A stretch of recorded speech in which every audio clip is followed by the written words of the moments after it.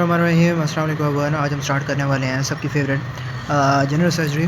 और general surgery से आपको पता है कि हमारे लास्ट 1 और 2 जो एग्ज़ाम हुए हैं उनमें सिस्टमिक सर्जरी से ज़्यादा जो है वो जनरल सर्जरी से जो है वो पेपर आता है आपका।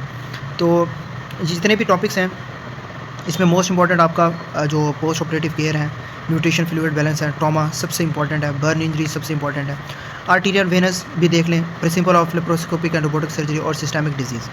बाकी ये जितनी भी चीज़ें हैं इन्वेस्टिगेशन, असेसमेंट वगैरह, ये मैं टॉपिक के लिहाज से मैं आपको बताता जाऊँगा कि आपने क्या चीज़ और किस तरीके से जो है वो पढ़नी है। अब पहला जो है वो टॉपिक यहाँ पे क्या है कि metabolic response to injury, shock and metabolic and blood transfusion. तो जितनी भी चीज़ें हैं उसके अंदर आपने जो हीमोस्टेसिस है उसको जो है वो मेंटेन करना है, यानी कि आपने जो इंटरनल एनवायरनमेंट है हमारी बॉडी का तो उसको जो है वो मेंटेन करके जो है मेंटेन करना है, ठीक है ना।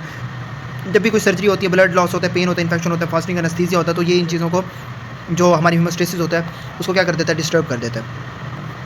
अब हीमोस्टेसिस बॉडी के अंदर का बैलेंस होता है जिसके अंदर आपका ब्लड प्रेशर आ जाता है, आपकी टेम्परेचर आ जाता है, फ्लूइड इलेक्ट्रोलाइट बैलेंस होता है, आपकी जो क्या कहते हैं अपना हार्मोन है उनका कंट्रोल होता है, ऑक्सीजन जो है वो सप्लाई हो रही होती है।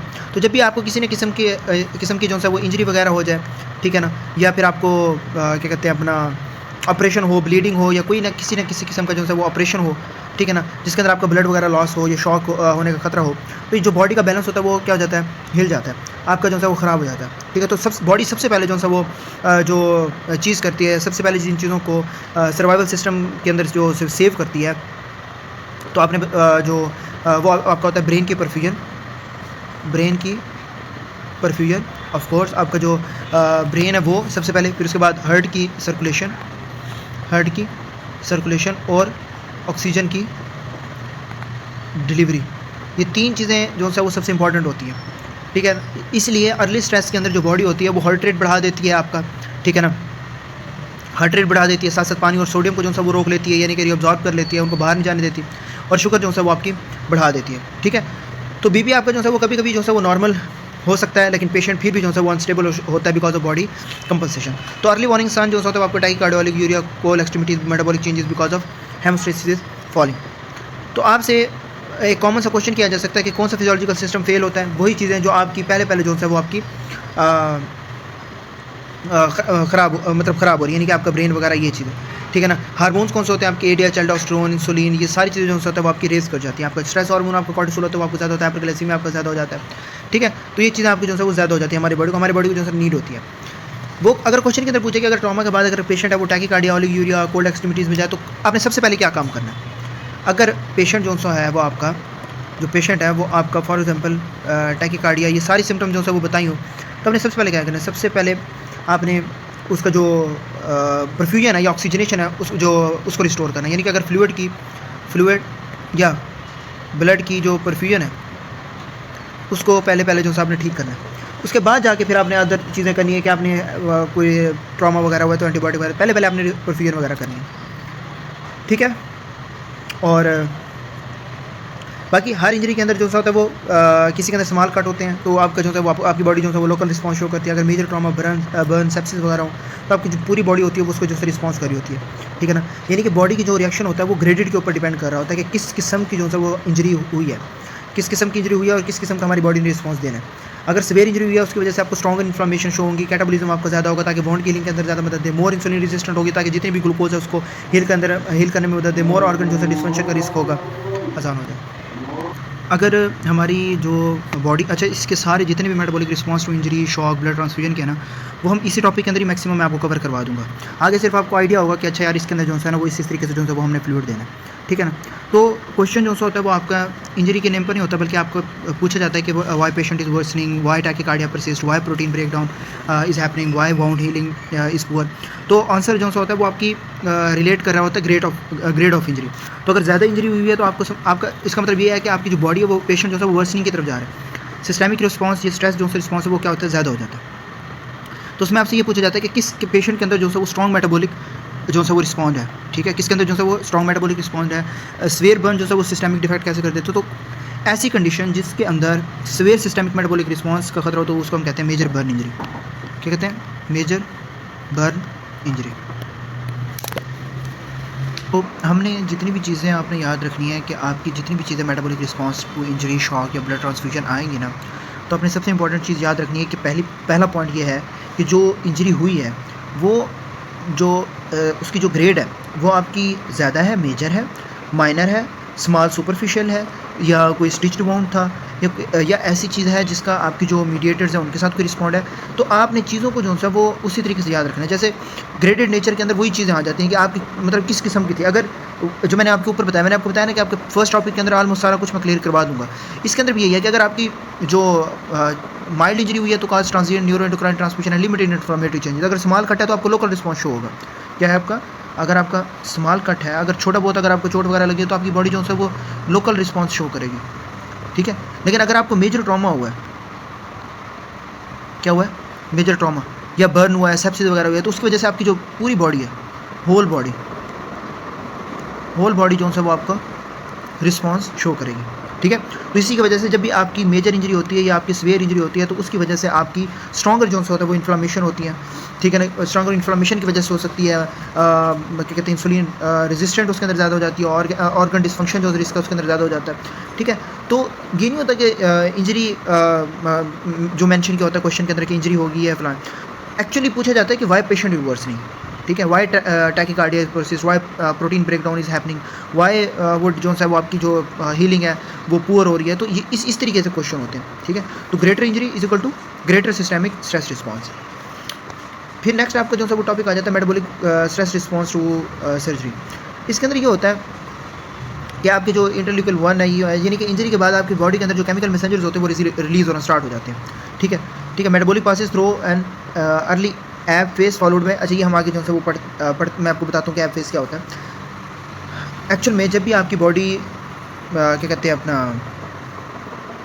एक minute, sorry, mediators to metabolic response to injury and metabolic response to surgery and trauma, इन दोनों के अंदर आपने एक चीज़ याद रखनी है कि आपके जो मीडिएटर्स होते हैं मेटाबॉलिक रिस्पांस के अंदर, जब भी आपको इंजरी वगैरह होती है तो उसके अंदर आपके जो मैकेनिकल मैसेंजर्स होते हैं वो आपके रिलीज़ हो रहे होते हैं, ठीक है ना। अब इन मैसेंजर्स जो होते हैं वो बॉडी के अंदर आपको क्या रिस्पॉन्स शो कर रहा होता है, जिसके अंदर इंटरल्यूकन 1, 2 ये सारे जो है वो इन्फ्लेमेटरी मीडिएटर्स होते हैं।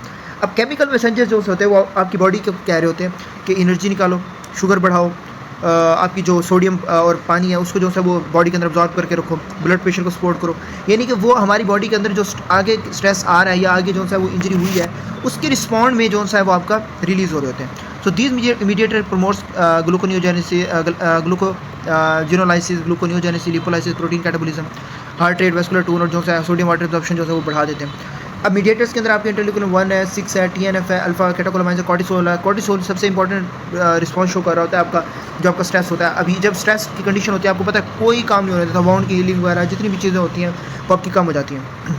तो आपके इंटरल्यूकन 1, 6, TNF, अल्फा ये सारे आपके इन्फ्लामेटरी साइटोकाइंस होते हैं, ठीक है। और कैटेकोलामाइन जो होते हैं वो आपके हार्ट रेट और जो ब्लड प्रेशर है उसका जो इफेक्ट है वो कंट्रोल कर रहे होते हैं। बाकी कॉर्टिसोल स्ट्रेस रिस्पॉन्स होता है, ग्लूकागॉन आपका जो है ग्लूकोज को रेज कर रहा होता है। अब स्टूडेंट जो होते हैं वो ये कंफ्यूज होते हैं कि आपका जो ग्लूकोज है वो आपका क्यों बढ़ रहा है। इवन तो पेशेंट अगर डायबिटिक भी है तो उसके अंदर भी आपका जो है वो ग्लूकोज जो है वो बढ़ रहा होता है, ठीक है ना। सॉरी, डायबिटिक अगर ना भी हो तो उसके अंदर जो है वो जो ग्लूकोज है वो बढ़ रहा होता है। क्यों? स्ट्रेस रिस्पॉन्स के अंदर अगर आपने कॉर्टिसोल को अच्छे तरीके से पढ़ा है ना तो आपको पता होगा कि स्ट्रेस रिस्पॉन्स के अंदर जो बॉडी होती है ना वो ग्लूकोज मतलब को ग्लूकोज को ऐसे रखती है कि भाई ड्यूरिंग स्ट्रेस किसी और जगह पे एनर्जी लगे ही ना, पहले आपका स्ट्रेस खत्म हो बॉडी का, फिर जाके जो है वो अगला प्रोसेस हो। तो इसलिए इसमें फिर जो है वो ग्लाइकोजन की स्ट्रेस हार्मोन जो होते हैं वो आपकी ग्लाइकोजन की ग्लूकोनियोजेनेसिस या इंसुलिन की जो है वो रेजिस्टेंस जो है वो करवा रहे होते हैं। बाकी ट्रॉमा और जो दूसरे पेशेंट होते हैं वो आपके हाइपरग्लाइसेमिक होते हैं। जो आगे के टॉपिक्स हैं ना वो बहुत इंपॉर्टेंट है। खैर इसमें जो ये दो तीन चीज़ें हैं कि क्या है, कौन सी इन्फ्लामेटरी है, हाइपरग्लाइसीमिया है, मेजर ट्रॉमा में तो क्या हो रहा है, ठीक है। तो ये चीज़ें आपने जो है वो देख लेनी है। अगर फॉर एग्जांपल आपका मेजर ट्रॉमा के अंदर हाइपरग्लाइसीमिया हो रहा है, मतलब hyperglycaemia after hyperglycaemia after major trauma, अगर आपको हाइपरग्लाइसीमिया हो आफ्टर मेजर ट्रॉमा तो किसकी वजह से हो सकता है? Increase cortisol and catecholamine effect, ठीक है। तो इस तरीके से आपने याद रखना है।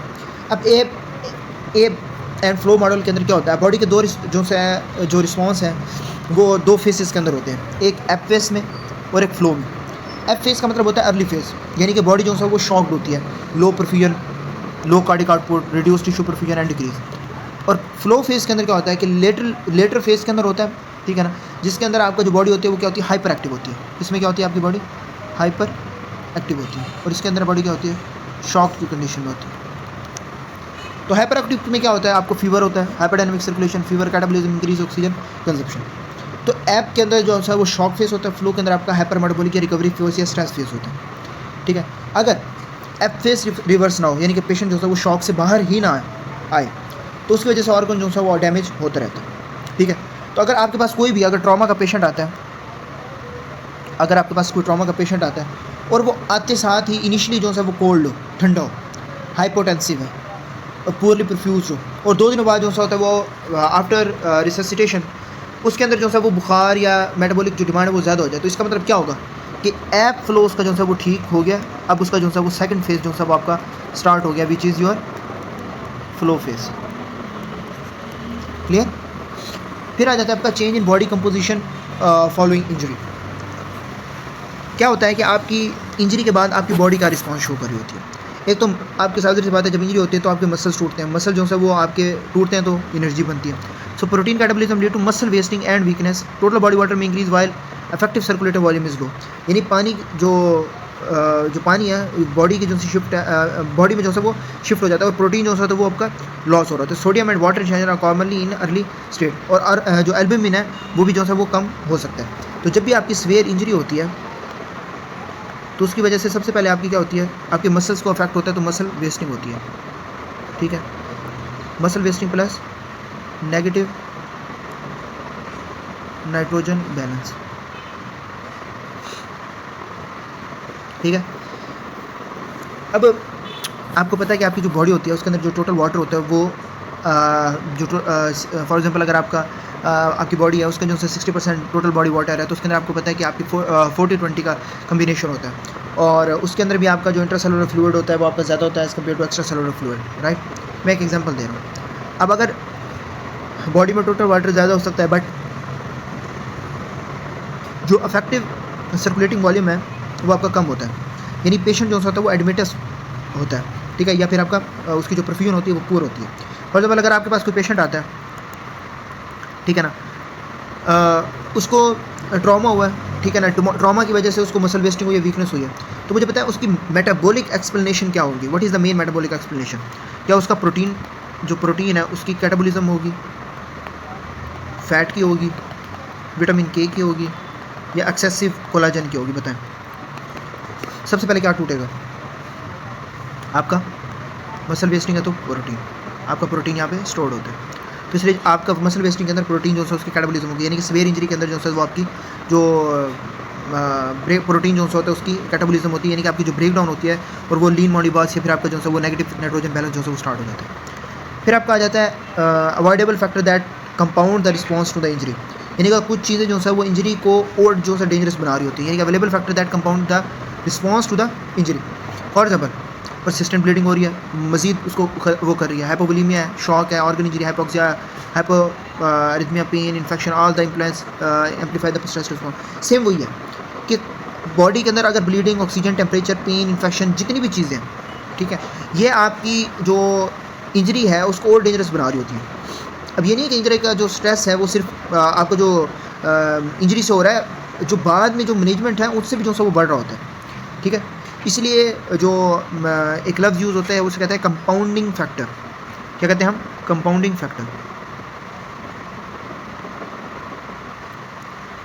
कंपाउंडिंग फैक्टर का मतलब ये होता है कि आपको एक्चुअल ट्रॉमा हुआ हो और इसके ऊपर जो है वो नमक मिर्च लगाने के लिए और चीज़ें भी आ जाए, जैसे मैंने आपको नीचे पढ़ाई है, यानी कि एक तो आपको बीमारी हुई थी लेकिन उसके साथ साथ जो है वो और भी चीज़ें जो है वो हो रही, ठीक है। तो ये 2-3 चीज़ें जो है वो आपने देखनी है कि यार किन किन चीज़ों के अंदर जो है वो आपका डिपेंड कर रहा होता है, ये कौन कौन सी चीज़ें जो होती है वो आपकी रिस्पॉन्सिबल होती हैं, ठीक है। अच्छा, तो अगर फॉर एग्जांपल हमारे पास मोस्टली जो सी चीज़ें हम देखते हैं कि यार पेशेंट आया या कुछ भी है तो उसको जो है वो उसकी जो बॉडी है ऐसी कौन सी चीज़ है जो बॉडी के मेटाबॉलिक रिस्पांस को बहुत बुरे तरीके से असर कर सकती है, वर्स कर सकती है और इंजरी के अंदर, तो आपने बताना है कि हाइपोथर्मिया, ठीक है ना। लेकिन वो प्रिवेंटेबल भी हो, बिकॉज हाइपोथर्मिया जो है वो एक अवॉइडेबल फैक्टर होता है जो स्ट्रेस रिस्पांस को जो है एम्प्लीफाई वगैरह कर रहा होता है।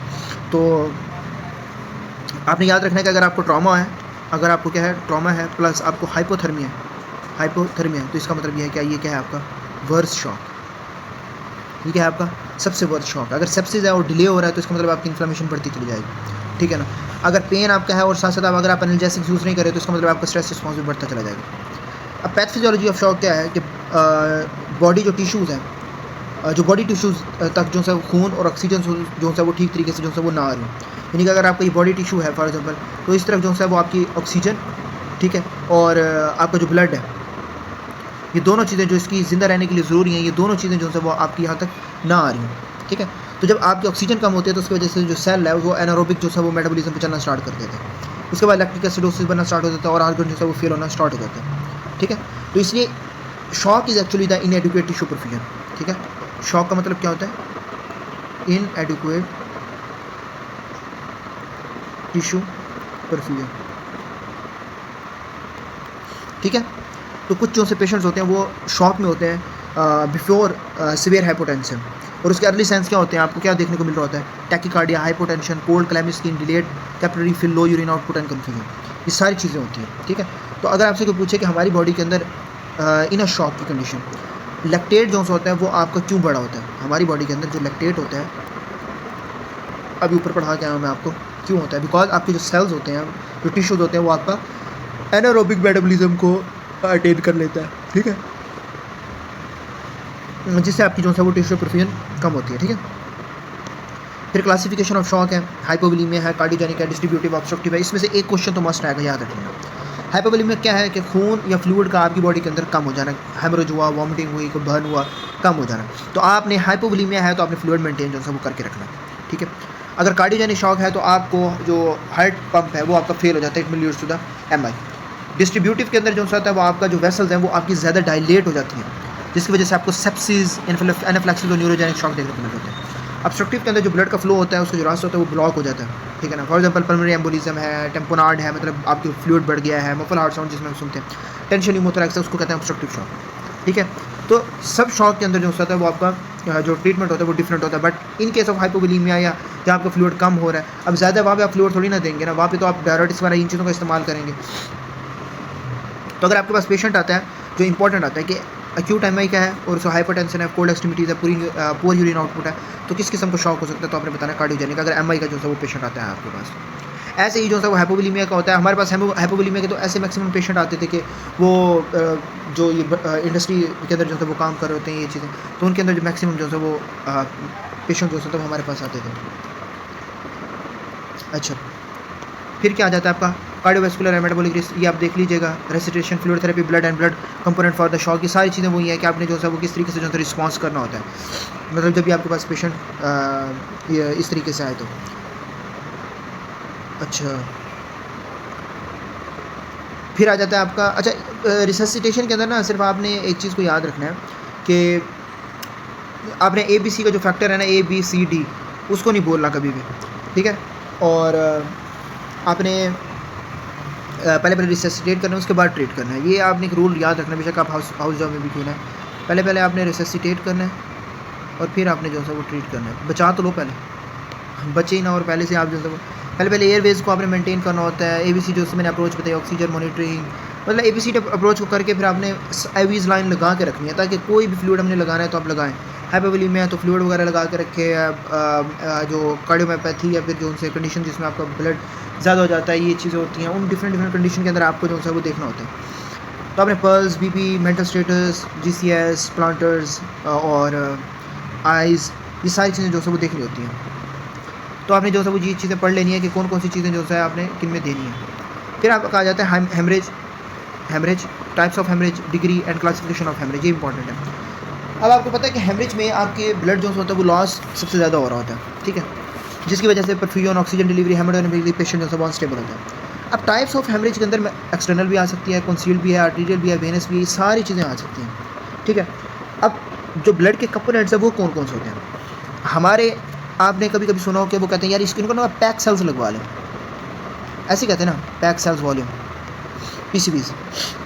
तो ये कौन से होते हैं आपके आरबीसीज वगैरह होते हैं, ये आपके क्या होते हैं आरबीसीज होते हैं बेसिकली, जो ऑक्सीजन को क्या कर रहे होते हैं, कैरी कर रहे होते हैं। एक होता है प्लाज्मा, इन्हें प्लाज्मा लगवा दें। प्लाज्मा क्या होता है आपका, clotting factor, contain clotting factor. Platelet जब क्या कहते हैं अपना किस में होते हैं, जब आपकी बॉडी के अंदर प्लेटलेट्स की डेफिशिएंसी हो रही है, ठीक है। और फाइब्रिनोजेन को जो सा वो सपोर्ट करने के लिए कैरियोप्रेसिपिटेट जो वो देते हैं, ठीक है।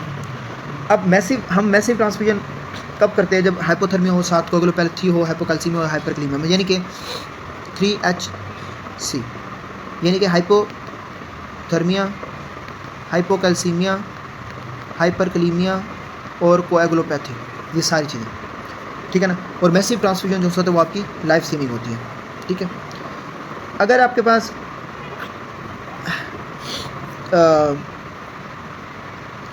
कोई पेशेंट आपके पास आता है, उसको जिसको रिसीव मैसिव ट्रांसफ्यूजन, उसको मैसिव ट्रांसफ्यूजन जो है उसने रिसीव किया है and then develop coagulopathy and low calcium, तो क्या हो सकता है, इसका मतलब यह है कि आपका मैसिव ब्लड ट्रांसफ्यूजन से जो है मसला आया।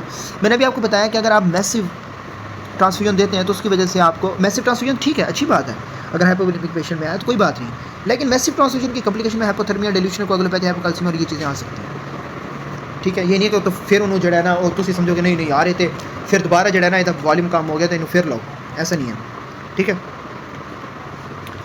नेक्स्ट आपका सेक्शन 2 है वाउंड हीलिंग का, कि आपके जो है वो आपके जो ज़ख़म है, चाहे दिल के ज़ख़म है, चाहे कोई भी ज़ख़म है, वो आपके कैसे ठीक हो सकते हैं। पानी पी लूँ।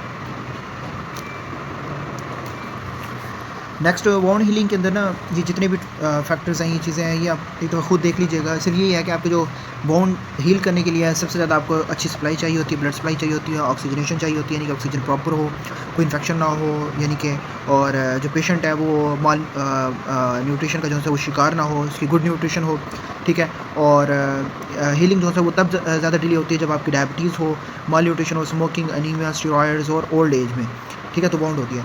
तो आपने सिर्फ याद रखना है कि बाउंड की हीलिंग के लिए आपको ऑक्सीजन और ब्लड सप्लाई और क्लीन टिश्यूज जो है होना बहुत ज़्यादा ज़रूरी है, ठीक है। तो अगर MCQ जो है उसके अंदर पूछा जाए कि कौन सा ऐसा फैक्टर है जो हीलिंग को डिले करता है, तो आपने बताना है infection in bound, infection in bound. So patient कैसे आपके पास आता है, with symptom that reflect the underlying surgical problem and exam question commonly test recognisation of classical the next investigation and the management step. तो सबसे पहले जो होता है वो आपको पता होना चाहिए कि कौन सा फैक्टर डिले कर रहा होता है और कौन सा जो है वो फैक्टर इंप्रूव कर रहा होता है, ठीक है। तो इंप्रूव करने के लिए जो है आपको गुड सप्लाई ऑक्सीजनेशन चाहिए। इन्फेक्शन अगर बाउंड होगा तो आपका ठीक नहीं होगा, ठीक है।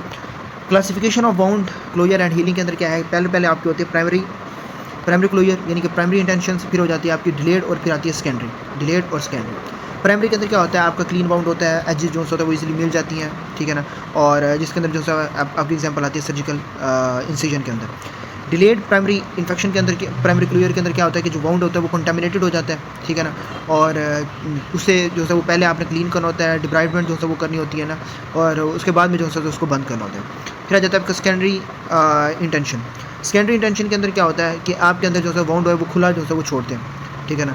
और ग्रेनुलेशन से जो है वो आपका ठीक हो जाता है, जैसे डर्टी बाउंड है या टिश्यू लॉस वगैरह, उसके अंदर आपको जो है वो ठीक हो जाता है। तो अगर आपसे कोई पूछे कि अगर हैविली आपके पास कंटामिनेटेड या ट्रॉमेटिक बाउंड आपके पास है तो आपने पहले क्या करना है, तो आपने उसका जो है वो डिलेड प्राइमरी क्लियर करना है, चोजन व्हेन कंटामिनेशन इसके सिग्निफिकेंट, यानी कि आपने पहले उसका जो है वो क्या कहते हैं कंटामिनेटेड बाउंड को इमीडिएटली जो है वो क्लोज नहीं करना होता, पहले आपने उसको साफ वगैरह करना होता है, डिब्राइडमेंट वगैरह करनी होती है, उसके बाद जाके जो है उसको क्लोज वगैरह करना होता है। ये सारे ऐसे क्वेश्चन है जो प्राइमरी सिर्फ आपको पता होने चाहिए, ठीक है ना। इसके फेसेस आपको पता हो, एबनॉर्मल बाउंड हीलिंग बाउंड का, और टाइप्स ऑफ बाउंड का कि कौन कौन से जो है ना टाइप्स होते हैं। अब टाइप्स के अंदर जो होता है वो आपकी इंसाइज्ड होता है, इंसाइज्ड है। इंसाइज का क्या मतलब होता है, शार्प कट लगना है, जैसे कोई तेज़ छुरी वगैरह नहीं होती उससे कट वगैरह लग जाए। लैसरेटेड यानी कि इरेगुलर, जिसके टेयर वगैरह हों।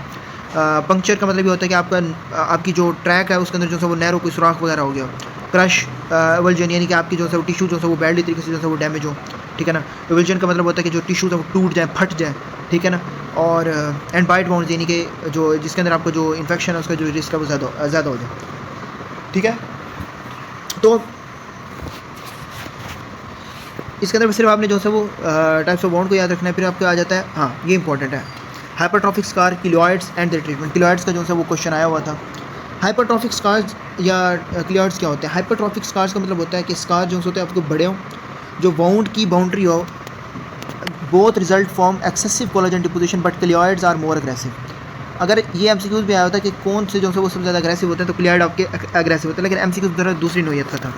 आपने याद रखना है कि हाइपरट्रॉफिक जो स्कार्स होते हैं वो आपके रिग्रेस कर जाते हैं ओवर टाइम, लेकिन किलोइड जो होता है वो नहीं करते। हाइपरट्रॉफिक जो स्कार्स होते हैं वो आपके रेज्ड होते हैं, ठीक है ना, और जो वाउंड है उनकी जो बाउंड्री है उनके जो है वो इन होते हैं, मतलब अंदर रहते हैं, ठीक है। और जो टाइम के साथ साथ जो है वो आपका कम होते हैं, with time reduced heal as compare to keloids. Raised scars होते हैं सेम, लेकिन ओरिजिनल वाउंड से जो है वो बाहर निकल जाते हैं और रिकरेंस भी जो है वो ज़्यादा आता है, ठीक है। तो अगर आपके पास कोई पेशेंट आए और उसको इच स्कार्स हैं और बियॉन्ड द ओरिजिनल वाउंड है, तो उसका क्या बोल सकता है? किलोइड, ठीक है। तो ये इंपॉर्टेंट है, ये आपने जो है वो देखना है। एक्यूट एंड क्रॉनिक वाउंड के अंदर आपने याद रखना है कि जो एक्यूट वाउंड होती है वो आपकी न्यू होती है और एक्सपेक्टेड टाइम के अंदर जो है वो हील हो जाती है, ठीक है ना। Acute wound surgical incision and recent. Chronic जो से होती है वो टाइम पे हील नहीं हो रही होती, क्रोनिकली बहुत लंबे अरसे तक होती है, बार बार उसके अंदर इन्फेक्शन होता है और उसकी जो एजेस होती हैं वो अनहेल्दी होती हैं और क्या कहते हैं अपना, उसके अंदर आपको प्रॉपर्ली जो है वो आपको ट्रीट करवाना होता है। ये नहीं होता कि जैसे एक्यूट वाउंड के अंदर आपने पट्टियाँ वगैरह कर दी तो ठीक हो गया, ऐसा नहीं होता, प्रॉपर्ली जो है वो आपने ट्रीटमेंट करवाना होता है, ठीक है। फिर आपका आता है management of acute and chronic wound, एक दफ़ा देख लीजिएगा, ठीक है। अच्छा, फिर आ जाते हैं आपके सर्जिकल इन्फेक्शंस। अच्छा, इसके अंदर यार कंपार्टमेंट सिंड्रोम भी था आई थिंक, हाँ यार। कंपार्टमेंट सिंड्रोम में आपका तब होता है जब आपके जो मसल्स होते हैं ना वो एक यानी कि फॉर एग्जांपल एक बंद चीज़ के अंदर, फॉर एग्जांपल एक बंद चीज़ है, इसके अंदर आपके मसल्स इकट्ठे होते हैं ऐसा, यानी कि जब मसल जो है वो आपके एक डब्बे के अंदर जो है बंद होते हैं, उसके अंदर प्रेशर इतना बढ़ जाए कि आपका जो ब्लड सप्लाई है वो आपका कम होना स्टार्ट हो जाए, ठीक है। फॉर एग्जांपल कोई यहाँ पे फ्रैक्चर हुआ, इंजरी हुई, मतलब और क्रश इंजरी हुई, मतलब आप किसी चीज़ से टकराए वगैरह, ठीक है ना, या आपने बैंडेजेस वगैरह क्यों या कुछ भी हो, तो उसकी वजह से आपको जो है वो स्वेयर पेन जो है तो वो आपको फील होता है। क्या होता है? Severe pain. और पैसिव स्ट्रेच जो होता है वो आपको पेन हो रहा होता है, फील हो रहा होता है। लेट साइन के ऊपर आपको उसके अंदर कोई किसी भी किस्म का जो है वो फील नहीं हो रहा होता, पेलर हो जाता है, पैरालाइसिस हो जाता है और पल्सनेस हो जाता है। अब जब भी आप इसको यहाँ पे कट करेंगे ना, फॉर एग्जांपल आपने यहाँ से कट किया, ये मैं कई बार बता चुका हूँ, गश ऑफ ब्लड, यानी कि ऐसे निकलते हैं, फवारे निकलते हैं, क्योंकि एक चीज़ उसके अंदर बढ़ती चली जाती है, बढ़ने की वजह से पैरास्थीसिया वगैरह हो जाती है और उसकी वजह से जब आप उसको कट करते हैं तो उसकी वजह से ऐसा प्रेशर निकलता है कि आपकी, मतलब आप एक दफ़ा अगर आप वीडियो देखना चाहते हैं ना तो यूट्यूब के ऊपर इसकी वीडियो देखें कि किस तरीके से जो है वो कंपार्टमेंट सिंड्रोम के जो पेशेंट्स हैं वो अगर आपके पास आते हैं तो उनको कैसे जो है वो ट्रीट किया जाता है। अच्छा जी, सर्जिकल इन्फेक्शन के अंदर वो क्या कहता है कि आपने फोकस करना है कि कौन कौन से माइक्रोबायोलॉजी हैं, उनके माइक्रोबायोलॉजी है, उसको कौन कौन से इन्फेक्शन हैं और उनका सोर्स वगैरह क्या हो रहा है। सबसे important and most common is Streptococcus orris and it is the most common in clean bound infections. आपको पता है कि आपकी जो स्ट्रेप्टोकोकस इन्फेक्शन है ये आपकी स्किन के ऊपर जो है वो पड़ा होता है, ठीक है। तो जो आपकी बॉडी के ऊपर होते हैं, यानी कि मोस्टली जो है वो सर्जिकल इन्फेक्शन जो है वो आपके स्किन से आते हैं, which is most common Streptococcus orris, और आपके जो इन्वायरमेंट से आते हैं, हॉस्पिटल भी होते हैं। तो आपने सारी चीज़ों को देखना होता है। सिंपली जो आपने याद रखना है कि जो बैक्टीरिया होते हैं वो बॉडी के बाहर से आ सकते हैं और बाहर आपकी जो स्किन है उसके ऊपर से भी होते हैं। अब पेशेंट की अपनी बॉडी जो से उससे आपके जो है वो नॉर्मल फ्लोरा जो हम बात करें, फ्लोरा से भी आपको जो इन्फेक्शन होता है। इसके अलावा हॉस्पिटल डिवाइस या कैथेटर वगैरह से भी आपको होता है। अब फॉर एग्जाम्पल अगर क्लीन वाउंड है आपका तो मोस्टली जो है उसके अंदर क्या है, skin flora, for example staph aureus आपका ये इन्फेक्शन काज करवा सकता है जो स्किन के ऊपर होता है। और अगर एब्नॉर्मल सर्जरी है, यानी कि अगर आपकी पेट की सर्जरी है तो आपके जो गट के बैक्टीरियाज होते हैं, ग्राम नेगेटिव बैक्टीरियाज होते हैं या आपके जो एनरोब्स वगैरह होते हैं वो आपके रिस्पॉन्सिबल होते हैं अंदर जो है इन्फेक्शन काज करने के लिए। तो ऑर्गेनिज्म जो होता है वो आपका डिपेंड कर रहा होता है कि किस साइट के ऊपर जो है इन्फेक्शन हुआ है, ठीक है। इसलिए जब भी आप एंटीबायोटिक्स दें ना तो ये नहीं करना होता कि आपने अगर आपके जैसे सिप्रोफ्लॉक्सासिन है वो मोस्ट कॉमनली जो होता है वो आप विदाउट एनी थिंकिंग या कुछ भी आप अपर एब्डोमिनल पेन के अंदर या अपर जो है वो आपका जो पेन हो रहा होता है, इन्फेक्शन वगैरह होता है, तो उसके अंदर भी दे देते हैं। इवन तो हमारा वो लोअर स्पेसिफिकली यूटीआई के अंदर जो है वो दिए जाते हैं, ठीक है। तो कोई भी एंटीबायोटिक नहीं होती कि आपने जो है वो मुँह उठा के दे देनी है, बल्कि ऑलरेडी आपको जो है उन चीज़ों का आइडिया होना चाहिए, ठीक है। तो नेक्स्ट वो कहते हैं कि factor in the wound infection. अभी जो इंपॉर्टेंट टॉपिक्स है ना, परेशान हो, जो इंपॉर्टेंट टॉपिक्स हैं वो आपके नीचे हैं, ट्रॉमास वाले।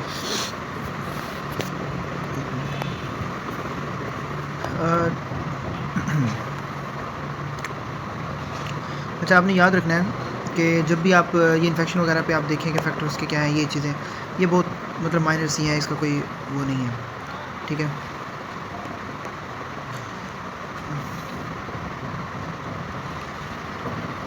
अच्छा, एक मिनट, इसके अंदर एक मिनट रुके, मैं ना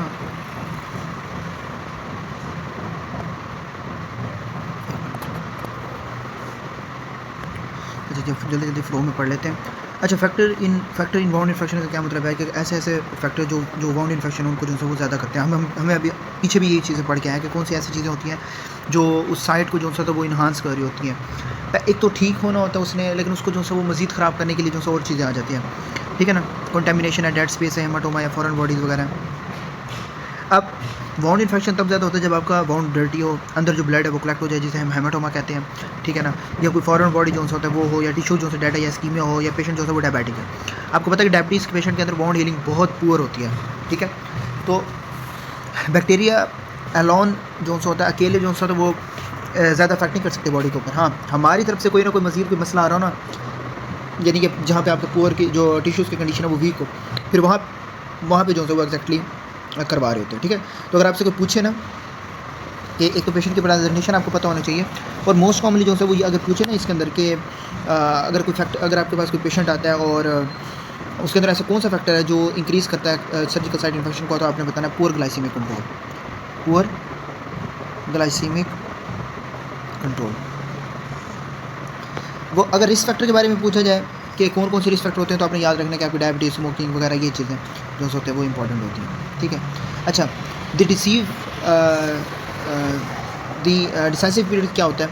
इसका मतलब ये होता है कि इंजरी या कंटामिनेशन हुई है ना, तो उसके बाद जो है अर्ली जो है टाइम विंडो होता है जहाँ आपका जो इन्फेक्शन है वो भी सेटल नहीं हुआ होता, और प्रॉपर जो है वो क्लीनिंग या जो डिब्राइडमेंट से वो प्रॉब्लम आपकी जो है वो ना रुक सके, ठीक है ना। तो अर्ली वाउंड में जो आपकी डिब्राइडमेंट वगैरह है उससे जो है वो इन्फेक्शन जो है वो प्रिवेंट हम कर सकते हैं, ठीक है। तो हम जो प्रॉपर क्लीनिंग या डिब्राइडमेंट से जो है उन चीज़ों को जो है वो कंट्रोल कर सकते हैं। अगर आपको जो है वो अगर कोई मसला हुआ है, तो अगर ट्रॉमा वगैरह हुआ है तो। Major and minor surgical site infection के अंदर आपने याद रखना है कि सुपरफिशियल होते हैं, डीप होते हैं, और ऑर्गन स्पेस इन्फेक्शन होते हैं। क्या होते हैं?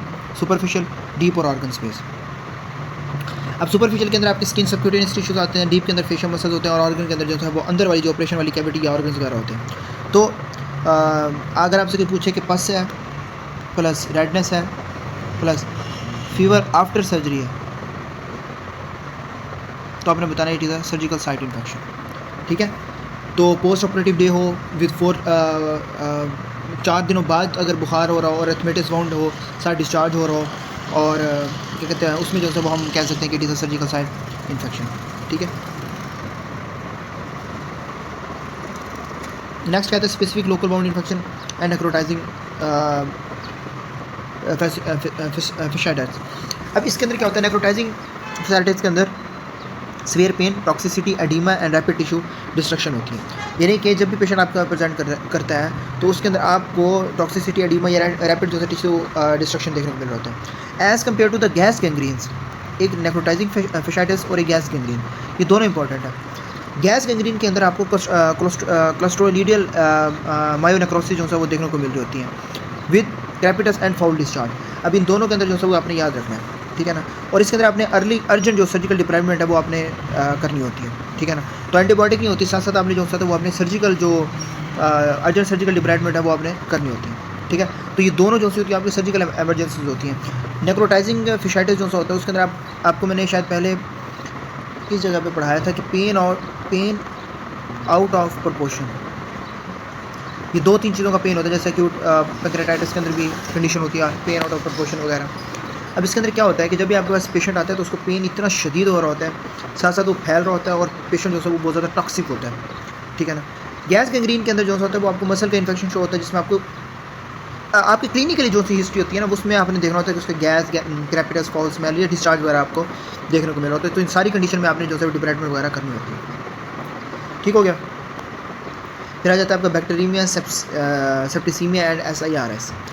अब आपकी जो बैक्टीरियमिया होती है, यानी कि आपका जो बैक्टीरिया होता है ब्लड के अंदर, और सेप्सिस जो होता है वो आपकी जो इन्फेक्शन, हार्मफुल सिस्टमिक रिस्पॉन्स या ऑर्गन डिस्फंक्शन के अंदर जो सा वो हो सकता है। और परसिस्टेंट जो होता है वो हाइपोटेंसिव हो डिस्पाइस फ्लूइड, तो उसकी वजह से भी आपको सेप्टिक शॉक हो सकता है। हाँ, अब सेप्सिस के अंदर आपको लैक्टेट आपने पढ़ा था, ये आपका जो सा वो बढ़ सकता है, जिसकी वजह से परफ्यूजन और जो प्रोग्नोसिस है वो वर्स हो सकते हैं। तो इसमें सिर्फ आपने ये रखना है कि अगर बैक्टीरिया के अंदर जो समस्या ये होता है कि आपके जो बैक्टीरिया होते हैं वो आपके ब्लड स्ट्रीम के अंदर होती हैं। सेप्टिसीमिया का मैंने आपको बता दिया, और ये आपके इन्फ्लामेटरी जनरलाइज इन्फ्लामेटरी रिस्पॉन्स को जो सब वो आपके होते हैं, शो कर रहे होते हैं। अच्छा, viral infection relevant to surgery, HIV AIDS, ये एक दफ़ा आप खुद देख लीजिए, वो इतना वो नहीं है। हॉस्पिटल रिक्वायर्ड निमोनिया, ये ऑलरेडी आप पढ़ चुके हैं। Tuberculosis infection, prevention of surgical infection. अच्छा, आगे अब आगे जिस तरीके से टॉपिक्स आएंगे ना, हमने उनको जो सा वो थोड़ा डिटेल के अंदर करना है, क्योंकि आगे ट्रॉमा के टॉपिक ये चीज़ें पिछले उसमें ना मैं आपको बताऊँ, एक क्लियॉइड वाला टॉपिक, एक ये फिशाइटिस वाला टॉपिक, ये दो इंपॉर्टेंट है।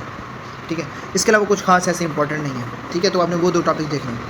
अब वो कहता है कि what is the pre and post operative investigation, यानी कि आपको अगर प्री और पोस्ट ऑपरेटिव इन्वेस्टिगेशन की जो रूटीन है वो आपने ब्लाइंडली नहीं करनी होती। ठीक है ना, यानी कि आपने स्पेसिफिक क्लिनिकल जो क्वेश्चंस होते हैं आपने पहले वो करने हैं, फिर उसके बाद जो सा वो आपने प्रॉपर जो सा वो हिस्ट्री लेनी है। आपने हिस्ट्री के मुताबिक फिर जो सा तो अगर फॉर एग्जाम्पल पेशेंट अनीमिया का है तो आपने जो ब्लड काउंट है वो आपने जो सा वो करवाना होता है, CBC वगैरह करवा लेनी होती है। और इसके अलावा आपने टोटल जो बाइंडिंग कैपेसिटी वो आप जो है वो करवा सकते हैं।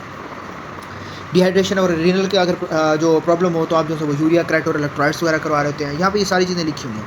ये अब जब भी आपकी सर्जरी होती है ना, याद रखें, तो जो भी एनेस्थीसिया वाले आपके पास आते हैं, एनेस्थीसिया वाले, वो पहले आके ये सारी चीज़ें जो है वो चेक करते हैं, सारी चीज़ें, कि आइदर जो पेशेंट है वो सर्जरी के लिए रेडी भी है या नहीं है। तो ये चीज़ें जो है वो बहुत ज़्यादा ज़रूरी होती हैं। तो अगर आपको जिस चीज़ का जो सा मसला है ना, आपने वो वाला जो है वो टेस्ट करवाना है। ठीक है, तो ये सारी चीज़ों में जो है वो यहाँ पे लिखे हुए हैं। अगर आपके पास प्री ऑपरेटिव असेसमेंट आ जाती है कि एक तो यहाँ पे तो था ना कि आपका pre and post operative investigation, अगर आपके पास आ जाती है प्री ऑपरेटिव असेसमेंट, आपने असेस करना है पेशेंट को, यानी कि इवैल्यूएट करना है। इसके अंदर वो कहता है इवैल्यूएट करना है different disease to assess fitness for the patient to before surgery, जो मैं अभी आपको ऊपर बता गया, which is anaesthesia fitness. Pre operative assessment के अंदर जो पेशेंट है उसका पर्पज़ ये होता है कि पेशेंट को परफेक्ट बनाना होता है, कि ताकि आपकी जो सर्जरी है वो जितना जो है वो सेफ़ हो सके हम करें। ठीक है ना, तो जो डॉक्टर होता है वो ये देखता है कि जो पेशेंट है उसकी एग्जिस्टिंग जो उसकी डिजीज़ चल रही है वो क्या है, उसकी जो फंक्शनल स्टेटस है वो क्या है, कौन सी मेडिसिन वो ले रहा है, किस चीज़ से उसे एलर्जी है, उसे एनेस्थीसिया से तो कोई मसला नहीं है।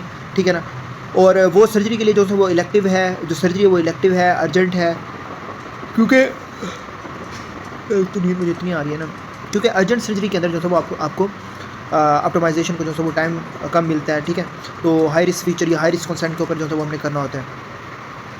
तो आपने याद रखना है कि जब भी आप ऑपरेशन करें तो हमें इन सारी चीज़ों को जो है वो असेस करना होता है। ठीक है, तो अगर आपके पास फॉर एग्जांपल कोई 68 साल का कोई बाबा जान आ जाए, उनको डायबिटीज़ भी हो, हाइपरटेंशन भी हो, प्रीवियसली जो है वो उन्हें एनेस्थीसिया से मतलब एनेस्थीसिया देने से वॉमिटिंग भी आए, ठीक है ना, एंड वो इलेक्टिव सर्जरी के लिए जो है वो उठाए गए, ठीक है ना, तो क्या होगा main purpose pre operative assessment का, तो आपने पहले आइडेंटिफाई करना है और रिड्यूस करना है जो भी प्री ऑपरेटिव रिस्क हैं वो इन चीज़ों को। फिर आपका आ जाता है cardiovascular disease. Next cardiovascular disease और hypertension, ischaemic heart disease, angina, arrhythmia आप पहले भी पढ़ के आ चुके हैं, बट इसमें यह है कि आपकी जो हार्ट डिजीज़ होती हैं, जो पेशेंट होते हैं, उसमें जो एनेस्थीसिया या सर्जरी होती है उसकी वजह से आपको इस्कीमिया, अरिथमिया या हेमोडायनेमिक इंस्टेबिलिटी की जो है वो पॉसिबल हो सकता है, और इसलिए अनस्टेबल एंजाइना या डिकम्पनसेटेड हार्ट फेलियर या सीरियस अरिथमिया को हम इलेक्टिव सर्जरी से पहले जो है वो हम जो है इग्नोर नहीं कर सकते। तो इसलिए जो ब्लड प्रेशर का कंट्रोल है या मेडिसिन का रिव्यू है तो उसके अंदर हमें पेशेंट को जो है वो पहले देखना होता है, यानी कि ये सारी वो चीज़ें हैं जो हमने प्री ऑपरेटिव जो असेसमेंट है हमने करनी होती है। अच्छा, फिर इवैल्यूएशन करनी है कि कोई कॉग्निटिव डिसऑर्डर, थ्रोम्बोफिलियाज वगैरह, यानी कि आप उनकी लैब टेस्ट हैं वो करवाते हैं, ठीक है ना। उसके अंदर जो है वो हिस्ट्री जो है वो ले रहे होते हैं कि अगर पेशेंट जो है वो पहले एबनॉर्मल ब्लीडिंग है से तो नहीं गुजरा हुआ, इसी कोई ब्रूजिंग की हिस्ट्री हो, फैमिली हिस्ट्री हो, थ्रोम्बोसिस हो, एंटीकोगुलेंट्स हो, तो उन सारों की जो है वो आपने हिस्ट्री जो है वो लेनी होती है। अब ये बहुत इंपॉर्टेंट है, अगर आप इसको अच्छे से पढ़ते हैं ना, सिर्फ MCQs के लिए है तो फिर तो नहीं आएगा MCQs इसमें से, लेकिन अगर आप अपने लिए पढ़ते हैं ना कि कौन कौन सी चीज़ें जो है रिस्पॉन्सिबल होती हैं हिस्ट्री के अंदर, तो ये बहुत इंपॉर्टेंट है। तो इनहेरिटेड ब्लीडिंग है, क्वायर्ड है, इसके अलावा जो ब्लीडिंग है वो ज़्यादा होती है, कम होती है, कब होती है, किस टाइम होती है, मुंह से होती है, पखाने के थ्रू होती है, क्या होता है, ठीक है। तो उसमें सारी चीज़ें जो है वो हमने देखनी होती हैं, और हमने पेशेंट को ये भी देखना होता है कि वो मेडिकेशन वगैरह भी कौन सी जो है वो ले रहा होता है।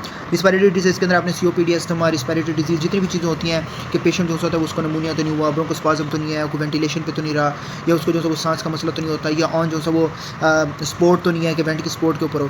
तो ये सारी चीज़ें देखनी होती है। GIT की डिजीज़ के अंदर भी सेम वही चीज़ें हैं, जेनिटो यूरिनरी ट्रैक्ट भी, न्यूरोलॉजिकल डिजीज़ भी, एंडोक्राइन भी, यानी कि सारी वो चीज़ें जो हमने पेशेंट के अंदर जो होता है वो बिफोर द सर्जरी हमने देखनी हो कि आपको ड्यूरिंग सर्जरी कोई मसला ना है। अगर ड्यूरिंग सर्जरी कोई मसला आता है, या आप अगर उस पेशेंट को आप अगर उस फॉर एग्जांपल उसकी अर्जेंट सर्जरी करना जा रहे हैं और उसके अंदर ये वाले मसले हैं, प्लीज़ रिमेंबर हम हमेशा हाई रिस्क कंसेंट लेते हैं। विदाउट हाई रिस्क कंसेंट आप नहीं जा सकते। अगर हाई रिस्क कंसेंट गए, विदाउट हाई रिस्क कंसेंट आप गए और पेशेंट की डेथ हो गई किसी भी रीज़न की वजह से, ठीक है ना, कि आपने उसको जो है वो आपने उसकी जितनी भी ऑर्गन सिस्टम से रिलेटेड डिजीज़ हैं उनको नहीं ऑक्यूपाई किया, तो याद रखें सारा ब्लेम जो है वो आपके ऊपर आ जाता है, ठीक है। पहले आपने फैमिली को बताना है, फैमिली से आपने हर चीज़ लेनी है, फिर उसके बाद आपने वो करना है। इसी तरीके से आपने जो है वो पेशेंट की जो है वो प्रीवियसली ऑपरेटिव यानी एनेस्थीसिया की हिस्ट्री जो है वो देखनी होती है। उससे आपको यह है कि आइडिया हो जाता है कि यार पेशेंट किस किस्म का है, पेशेंट कंप्रोमाइजिंग है, नहीं है, ये बीमारी अगर उसके अंदर ये चीज़ें हो रही हैं तो ये क्या ये अफेक्ट पहले अफेक्ट हुआ था या नहीं हुआ था, तो ये सारी चीज़ें जो है वो आपने देखनी होती हैं। Identification and assessment of POSM and RCRI and ली ACS, ये सारी चीज़ें होती हैं कि आपकी ये रिस्क स्कोरिंग टूल्स होते हैं, और इससे जो है वो एस्टिमेट किया जाता है कि आपके सर्जरी के बाद जो है वो आपकी मॉर्बिडिटी या जो मोर्टेलिटी है उसके चांसेस जो है वो कितने हो सकते हैं। अब जो POSM के अंदर जो है ये आपका फिजियोलॉजिकल और ऑपरेटिव जो है वो वेरिएबल जो है वो चीज़ें देख रहा होता है कि पेशेंट जो होता है वो क्या है, फिजियोलॉजिकल या ऑपरेटिव सिविरिटी के अंदर देख रहा होता है। RCRI के अंदर एस्टिमेट करता है कि आपका जो है वो कोई मेजरली कोई कार्डियक रिस्क तो नहीं है पेशेंट के अंदर in the non cardiac surgery, ठीक है, और उसको एस्टिमेट कर रहा होता है। ACS NSQIP कैलकुलेटर जो है वो प्रोडिक्ट कर रहे होते हैं कि जो पेशेंट है प्रोसीजर बेस्ड जो है वो प्रोडिक्शन होते हैं।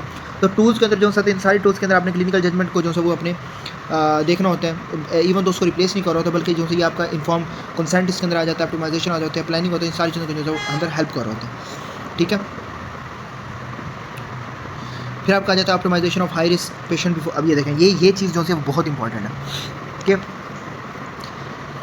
प्रॉब्लम्स ऐसी जो बेसिक मॉडिफाइबल प्रॉब्लम्स होती हैं वो सर्जरी से जो है वो पहले ठीक करने के बारे में होती हैं, यानी कि अगर टाइम हो तो आप सेप्सिस को ठीक करो, डिहाइड्रेशन को ठीक करो, अनीमिया को ठीक करो, हर चीज़ को जो है ठीक करो। हाँ, अगर आपने अर्जेंट करनी है फिर उसके साथ साथ आप जैसे ब्लड वगैरह देना है, या ऐसा पेशेंट है जिसको आप उसके अंदर वेट नहीं कर सकते, वेट एंड वॉच वाला काम नहीं है, आपने उसको फ़ौरन से जो है वो सर्जरी करनी है, तो फिर उसके अंदर आप ड्यूरिंग सर्जरी आप जो है वो रिस्क ले सकते हैं, ठीक है। तो इसलिए अगर आपसे कोई पूछे ना कि ऑप्टिमाइजेशन कैसे करें हाई रिस्क पेशेंट की बिफोर सर्जरी, तो उसके अंदर आपने पहले याद रखना है कि आपने ट्रीट करना है पहले सेप्सिस को, डिहाइड्रेशन को, अनीमिया को और इलेक्ट्रोलाइट अरेंजमेंट्स को, इन सारों को चीज़ करने के बाद जाके आपने आगे कंटिन्यू करनी है। बाकी ये सारी चीज़ें जो होती है ना, प्री और पोस्ट ऑपरेटिव चीज़ें भी आपके एनेस्थीसिया वाला कवर कर रहा होता है, और प्री वाले भी आपके जो एनेस्थीसिया वाले होते हैं वो आपके कवर कर रहे होते हैं, रिमेंबर, ठीक है। तो इन सारी चीज़ों के अंदर आपका जो एनेस्थीसिया मैनेजमेंट होती है वो इंपॉर्टेंट होती है।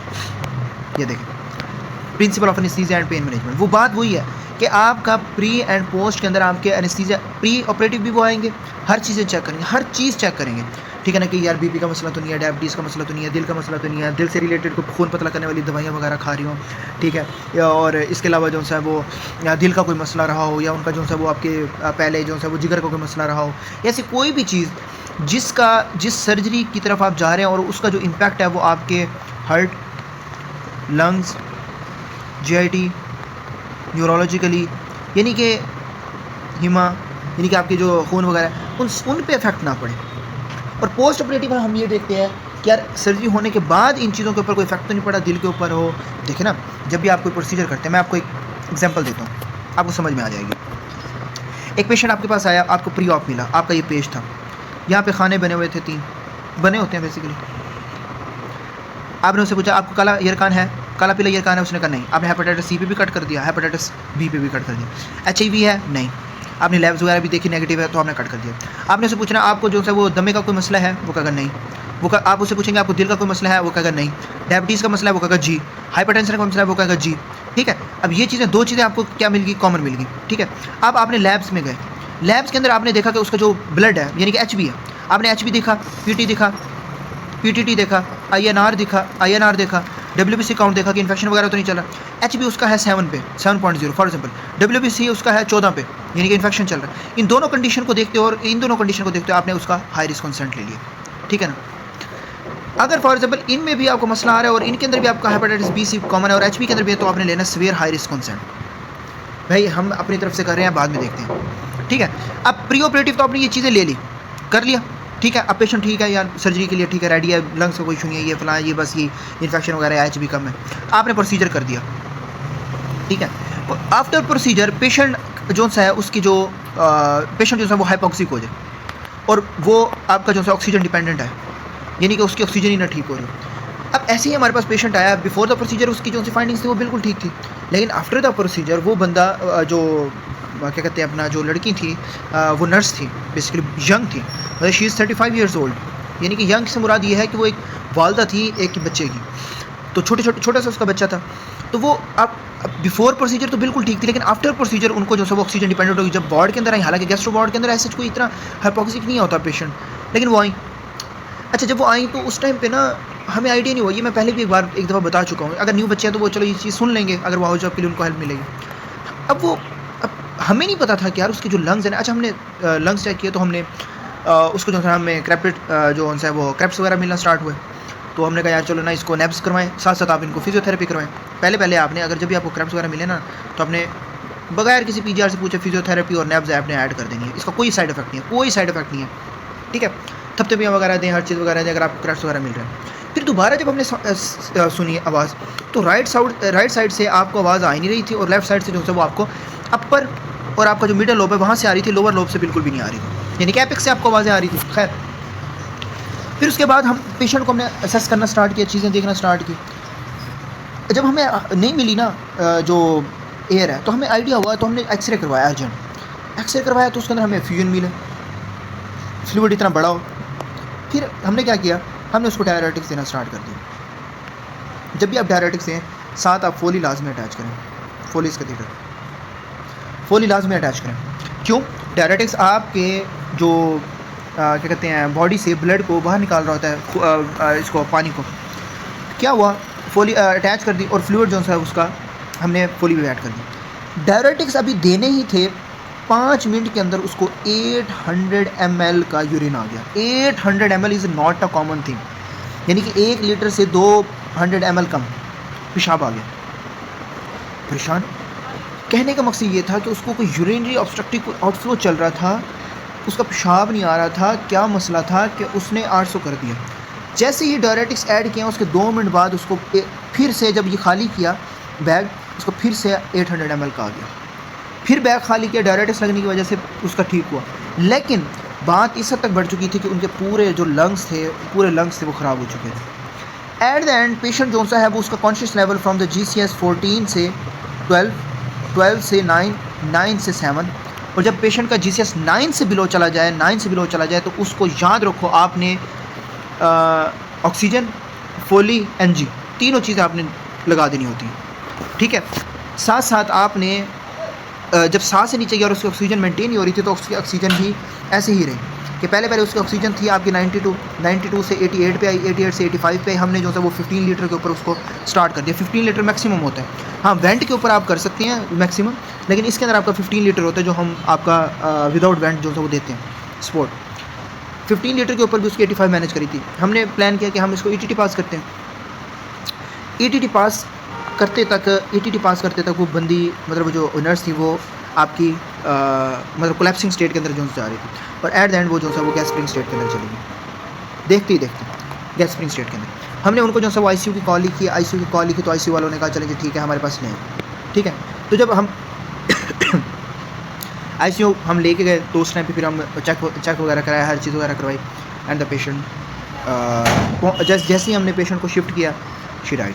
सीपीआर दिया, सीपीआर कंटिन्यू किया, उसको रिवाइव किया और दोबारा से वेंट के ऊपर डाला और ईटीटी की उस टाइम पे उनकी, और दोबारा से जो सा वो पेशेंट क्या कहते हैं ज़ीरो, फिर सीपीआर दिया फिर ज़ीरो, फिर सीपीआर दिया फिर ज़ीरो, यानी कि in a 45 minute we give her 3 CPR, which is not a normal bro, which is not a normal. Patient is about to die in 30 minutes again. फिर हमने स्पोर्ट्स ऐड की, नॉर्पिन ऐड किया, हमने जो सा एडिनालिन, एडिनोसिन, ये सारी चीज़ें जो सब हमने ट्रिपल स्पोर्ट पे हम जो हमने लगा दिया। लेकिन इन द मॉर्निंग हमें जो सा वो, मुझे भी याद है ईद का दूसरा दिन था, ईद का नहीं, ईद से एक दिन पहले था, हाँ ईद से पिछला दिन था, ईद से पिछला दिन था, ठीक है। और ईद की छुट्टियां हो चुकी थी, 19 को छुट्टी हुई थी, 19 यानी कि 20 की कॉल थी वो, तो 20 की कॉल के अंदर जो सा वो ये हुआ, और आई थिंक पता नहीं कब की 21 की ईद बनी थी, तो and she died in the morning. So ये पूरा बताने का मकसद ये है कि आपको प्री और पोस्ट ऑपरेटिव जो सा अगर आप एनेस्थीसिया के अंदर शौकीन है ना, तो ये चीज़ें बड़ी इंपॉर्टेंट होती हैं। फिर आपको आ जाता है principle of anaesthesia and pain management. General anaesthesia के अंदर सिर्फ पेशेंट को ये नहीं होता कि आपने एनेस्थीसिया दे दिया और ख़त्म, आपने हर चीज़ को देखना होता है, उसका बीपी, उसका पल्स, एनाल्जेसिक्स, मसल रिलैक्सेशन, हर चीज़ देखना होता है, एयरवेज, ब्रीदिंग, सर्कुलेशन, इन सब चीज़ों का आपने ध्यान रखना होता है। नाउ आपकी जो ड्रग चॉइस होती है वो सबसे इंपॉर्टेंट होती है। बच्चा है तो उस तरीके से हम देंगे, ठीक है ना, हमने उतनी डोज देनी है कि बच्चा या बड़ा उसके उस ड्यूरेशन के बाद, यानी कि अगर 30 मिनट का ऑपरेशन है तो उस 30 मिनट के पेशेंट में हमने वो डोज देनी है कि बच्चा 35 मिनट, 40 या 45 मिनट के अंदर खड़ा हो, उस आंखें खोले। ये नहीं है कि आपने उस ऐसी एडल्ट जो डोज़ है वो आप बच्चों के अंदर भी दे दें और बच्चा जो है वो शाम को उठ रहा हो, ठीक है ना। तो इसीलिए जो ड्रग चॉइस है वो बहुत इंपॉर्टेंट होती है, जो पेशेंट की age, disease and type of surgery को देख के दी जाती है, and as well as haemodynamic state के अंदर भी दी जाती है। क्लियर? तो ये चीज़ें आपने देखनी होती हैं। देन आ जाते हैं आपका pre operative assessment of patient and pre medication, ये वही सारी चीज़ें वही हैं, ठीक है। मैनेजमेंट ऑफ एयरवेज के अंदर वो ये है कि आपने जब आप पेशेंट को लिटाते हैं, क्या कहते हैं अपना, उसके अंदर ऑपरेशन के अंदर, तो आपने जो होता है उसके अंदर जो एनेस्थीसिया के दौरान आपने ऑक्सीजनेशन या वेंट जो है वो आपने चीज़ें सेफ रखनी होती हैं। और डिफ़िकल्ट माउथ जो प्रोडिक्टर्स हैं उसके अंदर आपने limited mouth opening, short thyromental distance या रिस्ट्रिक्टेड नेक मूवमेंट जो होता है वो देखे जाते हैं, ठीक है। तो एयरवे मेंटेनेंस जो है वो आपकी बहुत इंपॉर्टेंट होती है। इसके अलावा इंटरवेनियस एनेस्थीसिया की इंजेक्शन, ये सारी चीज़ें जो होता है कि आपने एनेस्थीसिया से रिलेटेड जो होता है वो आपने पढ़नी होती है, ठीक है। ये सारी चीज़ें, इसके अंदर कोई ऐसा नहीं है कि आपने जो है वो चीज़ों को इतना कोई घसीट के लेके जाना है, आपने सिर्फ एक दफ़ा जो है वो पढ़ लेना, ठीक है। अच्छा,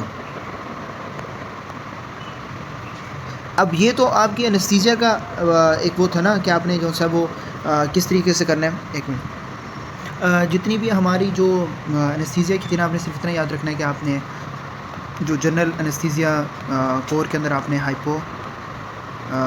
हाइपोटेंसिव, एनाल्जेसिक्स, एमनेसिया और मसल रिलैक्सेशन, इन चीज़ों को जो है वो देखना होता है एनेस्थीसिया के अंदर। आपकी जो टॉप प्रायोरिटीज़ होती हैं एनेस्थीसिया के अंदर वो आपकी एयरवेज होती हैं, ब्रीदिंग होती है और आपकी सर्कुलेशन होती है। ये आपका सबसे मेन पॉइंट होता है। प्री ऑक्सीजनेशन या फेल्ड एयरवे के अंदर आपने जो सा होता है वो आपने ऑक्सीजन को जो सा वो फर्स्ट प्रायोरिटी के अंदर आपने रखना होता है।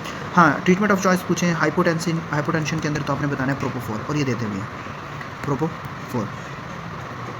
इसके अलावा सक्सिनाइल कोलिन आपसे पूछा जाता है कि व्हाट इज़ सक्सिनाइल कोलिन। ये एनेस्थीसिया के अंदर मैं आपको बता रहा हूँ। सक्सिनाइल कोलिन जो है वो आपका हाइपरक्लीमिया के अंदर आपने दिया जाता है, या हाइपरक्लीमिया के अंदर या फिर आपको मैलिग्नेंट हाइपररिथमिया हो उसके अंदर आपने देना होता है। किसके अंदर?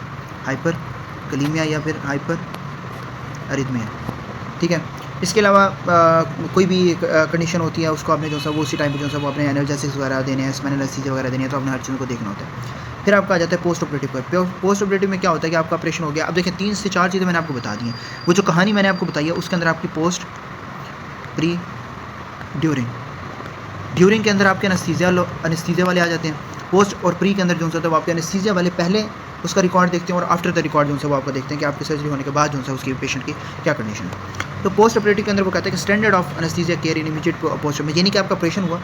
अब देखिए जो मैंने आपको पिछले एक चीज़ बताई है कि ड्रग चॉइस इसलिए इंपॉर्टेंट होती है कि बच्चों के अंदर और बड़ों के अंदर दोनों चीज़ें वो होती हैं, डिफरेंस होती हैं। कि अगर आपने बच्चे को वो डोज दे दिया है जो आप गलती से कि जो आपने बड़ों को देनी थी, तो बच्चा तो उस टाइम नहीं उठेगा, बच्चा तो लेट उठेगा। तो इसलिए इन चीज़ों का ख्याल रखते हैं। रिकवरी स्टैंडर्ड्स यानी कि पेशेंट के अंदर जो है वो आप जैसे ऑपरेशन हो जाता है तो उसको जो है वो हाई रिस्क ट्रांजिशन जो है वो आपका पीरियड होता है। अब उस पेशेंट जो उसमें आपका जो पेशेंट को ये नहीं होता कि आपने बाहर जो है वो शिफ्ट करवाना होता है, बल्कि आपने सबसे पहले airways, breathing, circulation, temperature, pain, nausea, bleeding, consciousness, oxygen, सारी चीज़ें जो है वो आपने देखनी होती हैं। यानी कि जैसे ही इमीडिएट पोस्ट ऑपरेटिव जैसे ही आपका ऑपरेशन हो आपने सारी चीज़ें देखनी होती हैं। तो अर्ली पोस्ट ऑप के पीरियड के अंदर आपने हाइपोक्सिया और एयर ऑब्स्ट्रक्शन जो होता है, जो सबसे कॉमन हो सकती हैं चीज़ें, वो आपने जो है वो देनी होती है। क्योंकि हम ऑफकोर्स ETT देते हैं, ऑन वेंट होता है पेशेंट, तो इसलिए जो आपने पेशेंट को जो है वो देखना होता है। ठीक है, याद रखिए पहले आपकी मॉनिटरिंग होगी, फिर डॉक्यूमेंटेशन, फिर हैंड ओवर और फिर डिस्चार्ज। ठीक है ना, और इन सब तक जो है वो आपका जो पेशेंट है वो रिकवर होना चाहिए। ठीक है, अगर आपसे कोई पूछे कि what is the best next step in PACU post operative, जो आपकी जो मैनेजमेंट होती है, तो आपने याद रखना है कि अगर आपने पेशेंट को जो है वो डिस्चार्ज करना है, प्रॉपर जो क्राइटेरिया होता है डिस्चार्ज करने का, तो उसके लिए आपने याद रखना है कि फर्स्ट प्रायोरिटी होती है आफ्टर सर्जरी। ठीक है ना, और आपने सबसे मेन चीज़ आपने एयरवेज को जो है अपने माइंड में रखना है। बट इस systemic specific post operative complication, respiratory, cardiac, renal, sinus, यानी कि आपने रिस्पिरेटरी कॉम्प्लिकेशन में एट्रेक्टेसिस, निमोनिया, यानी कि इन सारी चीज़ों को देखना होता है। कार्डियक कॉम्प्लिकेशन में MI, रिदमिया वगैरह ये चीज़ें हो सकती हैं। तो सारी चीज़ें वही हैं कि आपने जो है वो चीज़ों को मुहैया करना होता है। ठीक है, नेक्स्ट आपका आ जाता है acid base nutrition, fluid, electrolytes and acid base balance. सबसे अच्छी बात है जब आप क्या कहते हैं अपना causes and consequence of nutrition in the surgical patient, यानी कि अभी जब भी आप पेशेंट की जो है वो सर्जरी वगैरह कर रहे होते हैं, तो वो आपकी जो सर्जिकल पेशेंट होता है वर्सन करते हैं immunity, bound healing and overall recovery. के जो पेशेंट होता है उसके अंदर सबसे बात है हाइपोटेंसिव कंडीशन है, तो यानी कि हाइपोवोलीमिया हो गया, बॉडी का जो ब्लड है वो आपको कम हो गया है। सही, उसको मैंने अभी आपको ऊपर बता के आया हूँ कि अबाउट न्यूट्रिशन वो चीज़ें। तो patient usually present with the symptom that reflect the underline surgical problem, exam questions may ask different things. ठीक है, मैं सर ये देख रहा था कि यार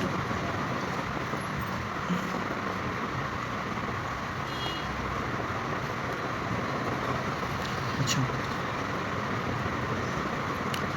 तो आपने जो पेशेंट है उसके acute illness, trauma, sepsis, major surgery के बाद आपने कैटाबोलिक स्टेट, ये सारी चीज़ें देखनी होती हैं। ठीक है, और इसका मतलब ये होता है कि आपकी जो बॉडी एनर्जी है सर्वाइवल के लिए आपने जो प्रोटीन और फैट ब्रेकडाउन जो है वो स्टार्ट करती है। अगर पेशेंट जो है वो पहले से माल न्यूट्रिशन है तो उसकी जो इलनेस है वो क्या हो जाती है, प्रोलॉन्ग हो जाती है, तो वाउंड हीलिंग जो है वो आपकी क्या हो जाती है, स्लो हो जाती है।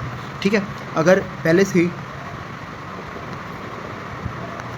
माल न्यूट्रिशन है तो उसकी जो वाउंड हीलिंग है वो आपकी क्या हो जाएगी, कम हो जाएगी। ठीक है, तो अब ओवरऑल जो सर्जिकल आउटकम होता है, यानी कि जो हम चाह रहे होते हैं कि इसका सर्जिकल रिस्पॉन्स देखें, तो वो कम हो जाता है। इसलिए जो इटर्नल फीडिंग है वो आप जो है वो प्रेफर्ड होती हैं। ठीक है, और जो अगर और जो गट है ताकि वो अच्छी तरीके से काम करे और जो उसकी सेफर साइड के ऊपर हम जो है वो पेशेंट को लेके जाएँ। ठीक है, तो जब भी आपके पास पोस्ट ऑपरेटिव पेशेंट आए जो मुंह से खुराक ना ले, ओरल या जो है वो ना ले पा रहा हो, लेकिन उसका जो गट है वो आपको बिल्कुल ठीक हो, तो हम उसमें क्या करेंगे, इंटरनल फीडिंग, क्या कह देंगे, इंटरनल फीडिंग। बार फिर उसके बाद आपका न्यूट्रिशन स्टेटस, बॉडी फ्लूइड और ये सारी चीज़ें जो है वो आ जाती है। ये इंपॉर्टेंट है।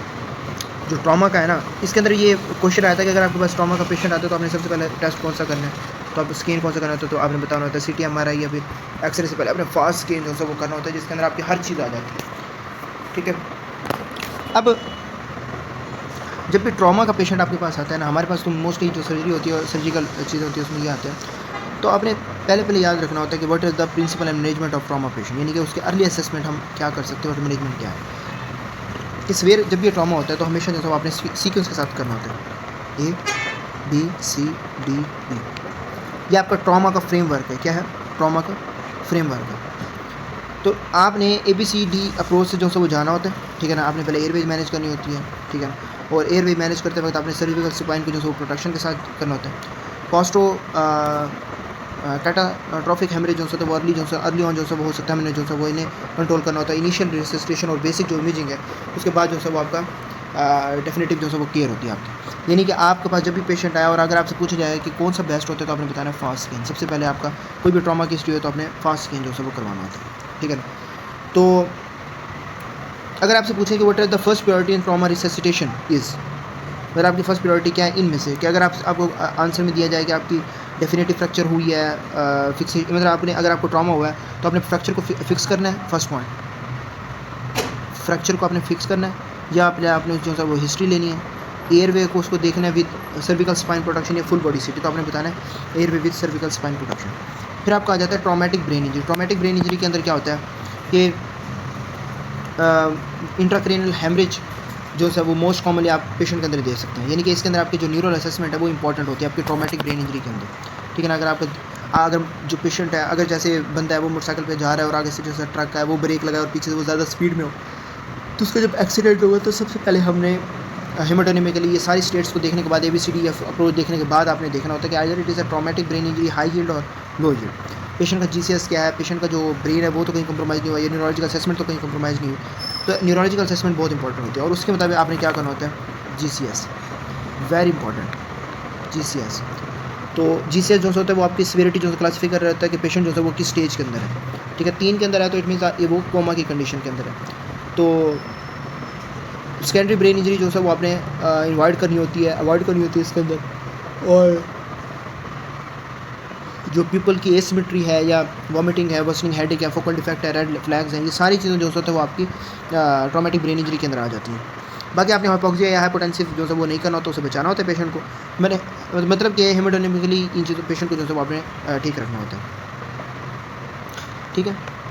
नेक एंड स्पाइन ट्रॉमा के अंदर क्या होता है कि आपके जो कैस्ट्रोट्रॉफिक न्यूरोलॉजिकल हैं वो आपके डैमेज हो जाते हैं, ठीक है ना। और सर्विकल स्पाइन के अंदर जो है वो एयरवेज और जो ट्रांसफ़र हम कर रहे होते हैं उनके अंदर दोनों के अंदर जो है वो इमोबिलाइजेशन जो है वो मेंटेन की जाती है। और न्यूरोलॉजिकल एग्जाम के अंदर जो लेवल ऑफ इंजरी है ये डेफिसिट है वो अपने डॉक्यूमेंट लाजमी करना। तो कोई भी चीज़ को अपने डॉक्यूमेंट विदाउट डॉक्यूमेंटेशन जो है वो कोई चीज़ नहीं मांगी जाती। एज इट इज़ जो है वो सारे ट्रॉमास वगैरह हैं, बस ट्रॉमास के अंदर जो क्वेश्चन आया था वो मैंने आपको जो है वो बता दिया, ठीक है। ये सारी जो है वो उन्होंने इंजरीज़ को जो है वो आपने मेंशन किया हुआ है। फिर आपका आ जाता है बर्न इंजरीज़। बर्न का टॉपिक जो है वो बहुत इंपॉर्टेंट है। मैं इसका जो है ओवरव्यू है ना बर्न का, जितने भी टॉपिक्स हैं, मतलब डिफरेंट टाइप्स ऑफ बर्न है, पैथोफिजियोलॉजी है, असेसमेंट है, ये सारी चीज़ें वो मैं आपको सारा बता देता हूँ। लेकिन मेन चीज़ ये है कि आपने एक बार बर्न इंजरीज़ को जो है वो आपने डिटेल में खुद पढ़ना है, ठीक है। डिफरेंट टाइप्स ऑफ बर्न्स के अंदर क्या आ जाता है कि आपका जो टाइप है उसके अंदर आपका थर्मल आ जाता है, स्कॉल्ड आ जाता है, आपका फ्लेम है, इलेक्ट्रिकल है, केमिकल है, यानी कि किसी भी ऐसी चीज़ से आपका मतलब आपकी जो जिस्म जले, ठीक है ना। अगर कोई भी हो आपने देखना होता है कि क्या डेप्थ के अंदर है, सुपरफिशियल है या पार्शियल थिकनेस है, यानी कि डेप्थ भी आपने देखनी होती है, सुपरफिशियल भी देखना होती है, पार्शियल थिकनेस या फुल थिकनेस भी आपने देखनी होती है। इलेक्ट्रिकल बर्न्स में high deep tissue injury, burn का जो है वो टॉपिक जो है वो आपका रिलेट करता है वो आपका बर्न इंजरी के साथ, ठीक है। और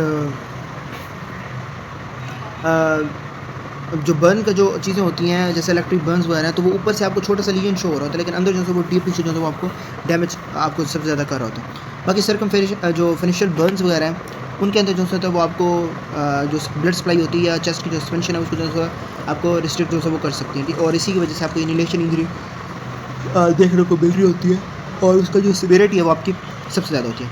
अगर आपके पास कोई पेशेंट है and there is a small looking burn on hand, ठीक है, तो आपने याद रखना है कि आफ्टर हाई वोल्टेज एक्सपोजर, तो आपने याद रखना है कि इसका मोस्टली जो कंसर्न होता है वो किससे होता है, हिडन डीप टिश्यू इंजरी के साथ जो है वो होता है, ठीक है। तो इलेक्ट्रिकल बर्न्स के अंदर जो है वो छोटा होता है लेकिन वो आपके टिश्यूज़ को बहुत सीवियरली जो है वो डैमेज कर रहा होता है। पैथोफिजियोलॉजी जो है वो क्या होती है कि आपकी जो पूरी बॉडी होती है उसके अंदर सिस्टमिक जो इन्फ्लेमेटरी कैपिलरी रिस्पॉन्स जो है वो स्टार्ट हो जाता है, क्या हो जाता है अर्ली में आपका हाइपोक्सीमिया हो जाता है और इन्फ्लेमेटरी रिस्पॉन्स जो है वो आपका कैपिलरी रिस्पॉन्स जो है वो आपका स्टार्ट हो जाता है। अर्ली फेज के अंदर आपका जो प्लाज्मा होता है वो बर्न एरिया और सराउंडिंग टिश्यू तक जो है वो लीक होता है और उसकी वजह से आपको हाइपोवोलेमिया या बर्न जैसे सिम्टम देखने को मिलते हैं। फिर आपके इन्फ्लेमेटरी मीडिएटर जो है वो एडिमा को मजीद जो है वो आपको बर्न या अनबर्न दोनों टिश्यूज़ के अंदर आपको बढ़ जाते हैं। और बड़े बर्न्स के अंदर जो आपका जो बॉडी है वो हाइपर मेटाबॉलिक जो है वो स्टेट के अंदर चली जाती है, ठीक है, इन्फेक्शन के अंदर जो है वो चली जाती है। और साथ ही जो है वो फेशियल बर्न्स या स्मोक से जो है वो एक्सपोजर के साथ साथ एयरवे इंजरी जो है वो हो सकती है, ठीक है। तो सारी चीज़ें जो है वो बर्न्स के अंदर होती हैं कि अगर आपके पास कोई पेशेंट आता है विद मेजर बर्न और वो वहाँ पे आके क्या हो गया, टैकीकार्डिया उसको हो गया विद क्या है, वो हाइपोटेंसिव है in few hours after injury. तो क्या हो सकती है पैथोफिजियोलॉजिकल रीजन, तो आपने बताना कि प्लाज्मा लॉस। और आपने यही चीज़ होती है कि पहले आपने पेशेंट को फ्लूइड जो है वो आपने मैनेज करना होता है, ठीक है ना। अगर आपसे कोई पूछेगा फेशियल बर्न हुआ है पेशेंट को with post exposure should raise suspicion of, यानी कि facial burns with smoke exposure should raise suspicion of. Writing की तो आपको वैसे नहीं समझ आनी, बट फिर भी इसमें क्या होता है आपका इनहेलेशन जो है वो इंजरी आपको देखने को मिलता है, ठीक है। आपकी कौन सी होती है, इनहेलेशन इंजरी। क्यों, एयरवे जो होता है वो आपकी एयरवे इंजरी जो होता है आपकी फेशियल बर्न या स्मोक एक्सपोजर के साथ जो है वो कोएग्जिस्ट कर रही होती है। मैं पूरी रात सोया नहीं हूँ और अब जो है मुझे नींद चढ़ रही है बहुत। अच्छा, फिर आपने असेस करना है एरिया को, ठीक है, कि आपका कौन सा एरिया है और डेप्थ कितनी है, टोटल बॉडी या सरफेस एरिया कितना है। एक मिनट, अब ना बर्न्स के जितने भी टॉपिक्स होते हैं ना, तो उसमें आपने ना याद रखना होता है कि आपकी जो बर्न्स हैं वो किस किस तरीके से हुई है, उसका डेप्थ ऑफ एरिया क्या है। कुछ बर्न्स हैं जिस तरह आपने ये ऊपर पढ़ा है स्काल्ड वगैरह या फ्लेम वगैरह, ये सारी चीज़ें। अब असेसमेंट आपने करना होता है एरिया को। अगर फॉर एग्जांपल जैसे हमने ऊपर पढ़ा स्काल्ड बर्न, क्या पढ़ा, स्काल्ड बर्न कहाँ पे होता है, बच्चों के अंदर हो रहा होता है यूजुअली सुपरफिशियल फॉर्म। फ्लेम किस में हो रहा होता है ज़्यादा, जो सा वो डीप हो सकता है, यानी कि स्मोक इनहेल या इन चीज़ों के अंदर। और इलेक्ट्रिक बर्न जो होता है वो आपको आउटसाइड की वजह से या बाहर आपको छोटा सा पॉइंट नज़र आ रहा होगा, लेकिन अंदर जो है वो सबसे ज़्यादा डैमेज कर चुका होता है। केमिकल के अंदर जो है वो आपको इरिगेशन वगैरह ये चीज़ें शो हो रही होती हैं।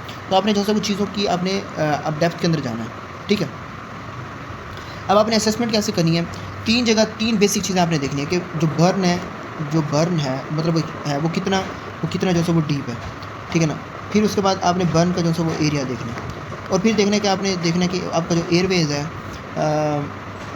वो आपकी उसकी जो बर्न का एरिया है वो आपका एयरवे पे तो अफेक्ट नहीं कर रहा। तो ये चीज़ें होती हैं। अगर सुपरफिशियल बर्न है, अगर आपका यानी कि अगर आपका सुपरफिशियल बर्न है तो सिर्फ अपर की जो सी लेयर होती है वो आपकी रेड होती है, पेनफुल होती है और ब्लांच होती है, यानी कि सुपरफिशियल के अंदर आपकी ये चीज़ें आपको नज़र आ रही होती है। अगर डीप है, यानी कि अगर जो पेशेंट है जो पार्शियल थिकनेस बर्न है, यानी कि need for grafting and healing time, यानी कि अगर जो पार्शियल थिकनेस है बर्न है, यानी कि जिसके अंदर आपके एपिडर्मिस डर्मिस जो इन्वॉल्व होता है, उसके अंदर आपको क्या देखने को मिल रहे होते हैं, ब्लिस्टर जो होते हैं वो आपको देखने को मिल रहे होते हैं। क्या देखने को मिल रहे होते हैं, पार्शियल थिकनेस में आपकी डर्मिस और एपिडर्मिस आपकी दोनों इन्वॉल्व हो रही होती हैं, ठीक है। साथ साथ आपको क्या देखने को मिल रहे होते हैं, ब्लिस्टर्स, और आपको हैवी पेनफुल होता है। अगर वो क्या फुल थिकनेस पर, तो उसके अंदर एपिडर्मिस डर्मिस का साथ साथ ब्लिस्टर साथ साथ पेनफुल होता है, और हीलिंग में जो है वो आपका टाइम लग रहा होता है। स्किन चेंजेस साथ वाइट वैक्सी लिथरी जो है वो आपने चीज़ें देखनी होती हैं, और आपका जो है वो पेनफुल होता है। और इसके अंदर जो है आपकी जो नर्व्स होती हैं वो भी आपकी हो जाती हैं, ज़ाया हो जाती हैं, ठीक है। तो ज़्यादा जो सीवियर बर्न होता है ना वो ज़्यादा आपका पेनफुल होता है, लेकिन हर दफ़ा नहीं। फुल थिकनेस जो बर्न होता है वो कभी क्या होता है, लेस पेनफुल भी हो सकता है, बिकॉज आपकी जो नर्व एंडिंग होती है वो आपकी डिस्ट्रॉय हो जाती है। जब डिस्ट्रॉय होती है तो उसकी वजह से आपको पेन फील नहीं होता, ठीक है ना। तो बर्न का एरिया एस्टिमेट करने के लिए आपको फ्लूइड की सर्कुलेशन और सिवियरिटी को जो जज होता है, उसके लिए आपने रूल्स ऑफ 9 और लुंड ब्राउडर चार्ट जो होता है वो आपने देखना होता है।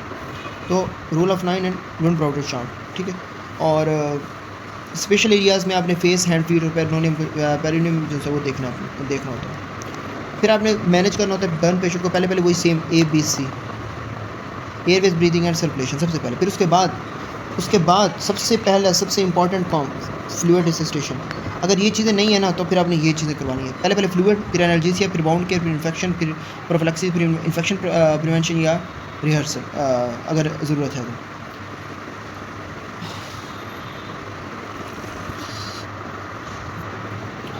ठीक है। तो एयरवे अगर पेशेंट है, एयरवे है, अगर पेशेंट जो उसका क्लोज रूम फायर से आया हो, या उसका जो फेस बर्न हो या शाउट हो, हर चीज़ वगैरह हो, तो एयरवे एडिमा जैसा उसका रिस्क होता है। तो ऐसे पेशेंट के अंदर जो है अपने एयरवेज को पहले सिक्योर करना होता है।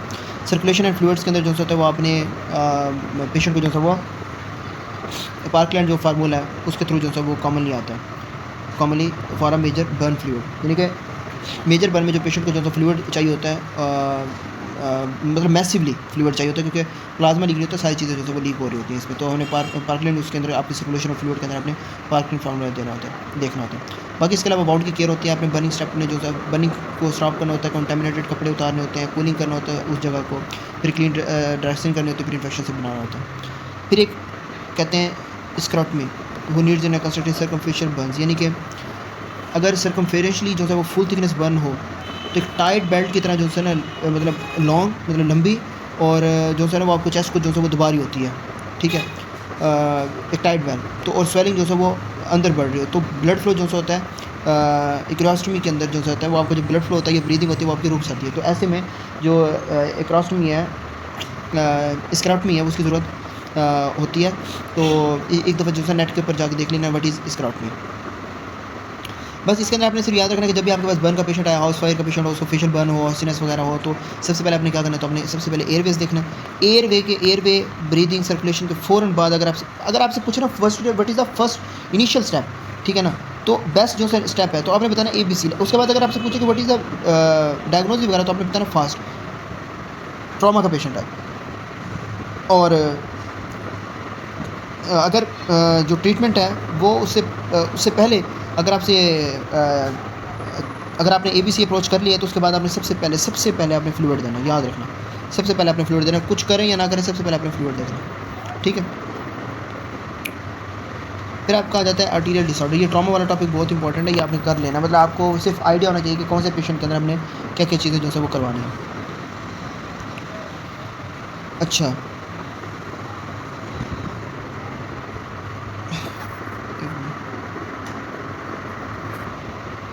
आर्टीरियल एनाटॉमी के अंदर क्या होता है कि आपकी जो आर्टरीज होती हैं वो आपका ऑक्सीजनेटेड ब्लड जो है वो लेके जा रही होती हैं, ठीक है ना, लिम्स तक। और पल्स पॉइंट जो होता है वो याद आपने रखना है कि जो ब्लॉकर साइड होती हैं उसके अंदर मतलब आपने अगर वो याद रखें कि what is the pulses point, तो आपने याद रखना कि जो ब्लॉकर साइड होते हैं उसको दस करने के लिए आपको हेल्प याद करते हैं, विच इज़ पल्सेस पॉइंट। अगर सडन ब्लॉकेज जो हो रही है तो it is not a chronic नर्विंग। और क्रोनिक डिजीज़ के अंदर जो आपके कोलेट्रल्स वगैरह होते हैं वो थोड़ी सप्लाई जो होती है वो बचा सकती हैं। और डॉपलर एंजियोग्राफी जो है वो आपने की एनाटॉमी वगैरह उस पर जो है डिपेंड कर रही होती है कि आपने करवानी है या नहीं करवानी होती। तो आर्टरीज का मतलब इसके अंदर ये है अक्यूट आर्टीरियल लिम्ब वीकनेस, या जो एक मिनट साइन एंड सिम्टम्स, हाँ ये है। अच्छा, और इसके अंदर आपने 6 P's याद रखने हैं, पेन, पेलर, पल्सेसनेस, पैरालिसिस या पैरालिसिस एंड ये। अब ना जो आपके आर्टीरियल लिम्ब के अगर स्कीमिया है, यानी कि वेस्कुलर मतलब इंजरी वगैरह हुई है, तो उसके अंदर आपको पता चला कि ये वेस्कुलर हमारी क्या है, एमरजेंसी है। क्या है वेस्कुलर एमरजेंसी, क्या है आपकी एक्यूट लिम्ब स्कीमिया के अंदर। तो आपने याद रखना है basically sudden arterial flow block leads to the vascular और लिम्ब स्कीमिया, जिसकी वजह से आपको पेन, पेलर, पल्सेसनेस, पैरालिसिस या पैरालिसिस और प्रिशिंग कोल्ड जो है नज़र आ रहा होता है। एम्बोलस जो होता है वो सडन सीवियर सिम्टम जो होता है वो काज करता है इन प्रीवियसली नॉर्मल लिम्ब के अंदर। थ्रोम्बोसिस का मतलब ये होता है कि आपको ओल्ड आर्टीरियल डिजीज़ हो, ठीक है ना, उसके ऊपर। और फर्स्ट स्टेप जो होता है वो आपने हेपरिन देना होता है। क्या देना होता है? हेपरिन। आपने हेपरिन स्टार्ट करनी होती है अर्ली ऑन, जब भी आपको डायग्नोसिस इस्कीमिया की जो है वो डायग्नोसिस, थ्रोम्बोस फॉर्मेशन की डायग्नोसिस मिले तो आपने हेपरिन देखना होता है ताकि क्लॉट से जो है वो आपके बच सके, ठीक है ना। तो लिम्ब बचाने के लिए जो है आपने रैपिडली जो है वो वेस्कुलाइजेशन जो है वो करनी होती है। फिर आपका आ जाता है क्रोनिक आर्टीरियल इस्कीमिया। क्रोनिकली में आपका आ सकता है because of atherosclerosis, usually because of atherosclerosis. और अर्ली सिम्टम्स के अंदर आपको क्या नज़र आ रहा होता है? Intermittent claudication is early symptoms. Rest pain and tissue indicate cortical limb ischaemia. आपने सिर्फ इतना याद रखना है कि अर्ली सिम्टम में आपने इंटरमिटेंट क्लॉटिफिकेशन, सीवियर डिजीज़ के अंदर आपको रेस्ट पेन और पेन टिश्यू लॉस आपको जो है देखने को मिल रहा है। तो रिस्क फैक्टर्स कौन से होते हैं आपके? रिस्क फैक्टर्स के अंदर आपके एथेरोस्क्लेरोसिस को आपकी स्मोकिंग, डायबिटीज़, हाइपरटेंशन और हाइपरलिपिडीमिया होता है जो आपके करो। तो इन्वेस्टिगेशन के अंदर आपने जो है वो आपने ABPI और आर्टरीज की होती है और एट्रियल जो से इमेजिंग वगैरह करनी होती है। ट्रीटमेंट में आपने एंटीप्लेटलेट एक्सरसाइज वगैरह ये चीज़ें करनी होती हैं। अगर आ जाए ना एट्रियल गैंग्रीन, इससे क्या होता है कि आपकी जो प्रेजेंटेशन होती है, यानी कि जो टिश्यू डेथ होती है इस्कीमिया की वजह से, आपको ड्राई गैंग्रीन देखने को मिल रहा होता है, वेट गैंग्रीन। तो 2 किस्म की होती हैं, ड्राई एंड वेट। इसके अलावा डायबिटिक गैंग्रीन भी होती है। अब आपने जो ड्राई गैंग्रीन है उसको देखना है, जो कि क्या होती है आपकी ड्राई होती है, ब्लैक होती है, ममीफाइड होती है, आपकी वेल डिमार्केटेड होती है सारी चीज़ें। वेट गैंग्रीन के अंदर आपने क्या देखना होता है, इंडिकेटेड होती है, स्वेलिंग होती है और रैपिडली क्या होती है, प्रोग्रेसिव होती है। और इसके अंदर सबसे ज़्यादा अगर आपसे कुछ पूछा जाए कि सबसे इसका रिस्क किसके अंदर सबसे ज़्यादा होता है, तो आपने बताना होता है कि वेट गैंग्रीन के अंदर। फिर डायबिटिक गैंग्रीन है, उसके अंदर आपको स्कीमिया, न्यूरोपैथी और इंफेक्शन देखने को मिल रहा होता है, ठीक है ना। और मैनेजमेंट जो होता है ये आपका डिपेंड कर रहा होता है ऑन द कि किस किस्म का इन्फेक्शन हो रहा है, किस किस्म का नहीं हो रहा, और ये आपकी जो वेस्कुलाइजेशन इन्वॉल्व हो रही है या नहीं हो रही। फिर आप क्या जाती है वेनस डिसऑर्डर, जिसमें जो खून लेके आना और खून लेके जाने वाला काम होता है आपका एट्रियर, और इसके अंदर तो आपकी जो वेनस वेन्स हैं वो आपकी जो लेग वेन्स हैं वो आपकी सुपरफिशियल और डीप होती हैं, ठीक है ना। इसके अंदर ग्रेट स्मॉल जो वेनस वेन है वो आपकी सुपरफिशियल होती है। डीप वेन के अंदर जो है वो क्या आपकी सबसे ज़्यादा वेनस रिटर्न होती है। एक इसके अंदर सबसे इंपॉर्टेंट चीज़ होती है परफोरेटर्स। परफोरेटर्स होते हैं जो आपके सुपरफिशियल को ऊपर कोई चीज़ पड़ी है तो उसके नीचे जो सा होता है उसको कनेक्ट करने के लिए आपके क्या होते हैं, परफोरेटर, यानी कि पाइप जैसे जो सा चीज़ें याद रख लें, ठीक है ना। फिर होते हैं वॉल्स, ठीक है ना। वॉल्स होते हैं जो आपके ब्लड को ऊपर जो सा वो आपके दिल की तरफ जो सा वो लेके जाते हैं, ठीक है ना। तो आपने वो ये चीज़ें देखनी कि वेनस एनाटॉमी के अंदर क्या आपने सिर्फ लेग वेन्स को, परफोरेटर्स को और वॉल्स को जो है वो अच्छे से पढ़ना है। अगर वॉल का फेलियर हो जाए, अगर वॉल फेल हो जाए तो मुझे बताएं जो ब्लड होगा वो आपका जो वेन्स होगा वहाँ से वेनस रिफ्लक्स आपको मिलेगा या नहीं मिलेगा, बिल्कुल मिलेगा, ठीक है। अगर डीवीटीज़ वगैरह और इनके चांसेस जो है वो सबसे ज़्यादा होते हैं। फिर आपका आ जाता है secondly chronic venous disease result valve incompetence obstruction and calf pump failure venous hypertension. Mostly जो सा होता है इसके अंदर आपको जो सा वो जो वेन्स हैं उसके अंदर आपको डीवीटीज़ वगैरह जो सा वो देखने के जो से चांसेस होते हैं वो सबसे ज़्यादा होते हैं, ठीक है ना। डीवीटीज़ या वेरिकोज वेन। अब वेरिकोज वेन के अंदर क्या हो रहा होता है, वेरिकोज वेन उसके अंदर आपको डायलेटेड टॉर्शियस जो सुपरफिशियल वेन्स है वो आपको देखने को मिल रही होती हैं, जिसका मसला क्या होता है बेसिकली किस वजह से हो रही होती है, बिकॉज ऑफ वॉल्व इनकम्पिटेंस, यानी कि आपका जो वॉल्व होता है वो सही तरीके से काम नहीं कर रहा होता है, जिसकी वजह से आपकी जो सुपरफिशियल वेन्स होती हैं वो आपकी डायलेट कर जाती हैं, ठीक है ना। और किस वजह से हो सकती है कि प्रोलॉन्ग स्टैंडिंग हो, ओबेसिटी हो, प्रेगनेंसी हो या फैमिली हिस्ट्री हो, तो उसके अंदर आपको देखने को मिल सकता है। सिम्टम्स में क्या आ सकते हैं वेरिकोज वेन में, हैवीनेस, एकिंग और कॉस्मेटिक कंसर्न। उसकी जो जगह जो स्पेस होती है, जगह होती है वो आपकी क्या हो जाती है, चेंज हो जाती है। सो टिपिकल साइन में क्या होता है, हैवीनेस, एचिंग वर्स सिम्टम। तो क्रोनिक जो आपकी जो वेरिकोज वेन है, ये आपकी वेरिकोज वेन को हम डिस्कस कर रहे हैं, तो वेरिकोज वेन के अंदर जो है आपको चीज़ें देखने को मिल जाती हैं। बाकी कम्प्लिकेशन के अंदर आपको एडिमा वगैरह जो है वो आपको देखने को मिल जाता है, स्किन चेंज, अल्सर है, थ्रोम्बोफ्लेबाइटिस है। बाकी ट्रीटमेंट में आपने स्टॉकिंग लाइफस्टाइल चेंज और एब्लेशन वगैरह करनी होती है। फिर आपका आ जाता है वेरिकोज वेन हो गया, ठीक है ना। वेरिकोज वेन जो होता है आपको क्या होता है, डायलेटेड टॉर्शियस होती हैं, उसके अंदर सारी जो है वो आपको देखने को मिल होता है। साइन एंड सिम्पटम्स वगैरह के अंदर क्या होता है, हैवीनेस, एकिंग, कॉस्मेटिक पैटर्न, ये सारी चीज़ें जो है आपकी वेरिकोज वेन के अंदर आ जाती हैं। कम्प्लिकेशन में जो है वो आपने एडिमा वगैरह ये चीज़ें याद रखनी है। एक और आता है आपका डीवीटीज़ के अंदर, डीवीटी का टॉपिक, जिसका मतलब क्या होता है कि आपकी जो क्लॉट होता है वो आपका डीप वेन्स में जो है वो जाके बन रहा होता है। मेन रिस्क फैक्टर क्या होता है आपका, इमोबिलिटी, सबसे इंपॉर्टेंट। सर्जरी के अंदर इमोबिलिटी के पेशेंट पड़ा रहता है, मैलिग्नेंसी के अंदर इमोबिलिटी पेशेंट पड़ा रहता है, प्रेगनेंसी के अंदर इमोबिलिटी पेशेंट चल भी नहीं सकता, थ्रोम्बोफिलिया के अंदर जो है वो इमोबिलिटी। सिम्टम्स में आपके पास पेशेंट जो है वो किस तरीके से प्रेजेंट करता है, यूनिलेटरल लेग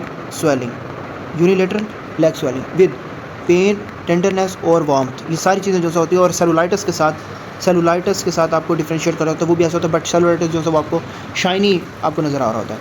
तो होता किस वजह से आपका, बिकॉज ऑफ पल्मोनरी एम्बोलिज्म की वजह से आपको जो है वो डीवीटी के चांसेस जो है वो ज़्यादा हो जाते हैं, ठीक है ना। और डबल अल्ट्रासाउंड करवाएंगे। ट्रीटमेंट के अंदर आपने सिंपली एंटी कोगुलेशन जो है वो देनी होती है, तो अर्ली मोबिलाइजेशन जो है वो इंपॉर्टेंट होती है।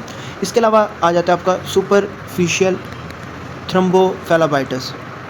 सुपरफिशियल थ्रोम्बोफ्लेबाइटिस क्या होता है कि आपका जो सुपरफिशियल वेन्स होती हैं उनकी इन्फ्लेमेशन होना स्टार्ट हो जाती है। तो होती है आपकी जो सुपरफिशियल वेन्स होती हैं उनकी इन्फ्लेमेशन होना स्टार्ट हो जाती है और थ्रोम्बोसिस होना स्टार्ट होता है। पेशेंट आपके पास कैसे प्रेजेंट करता है, patient present with a tender cord like vein, patient present with यहाँ पे टॉपिक्स के अंदर लिखा होगा tender cord like when.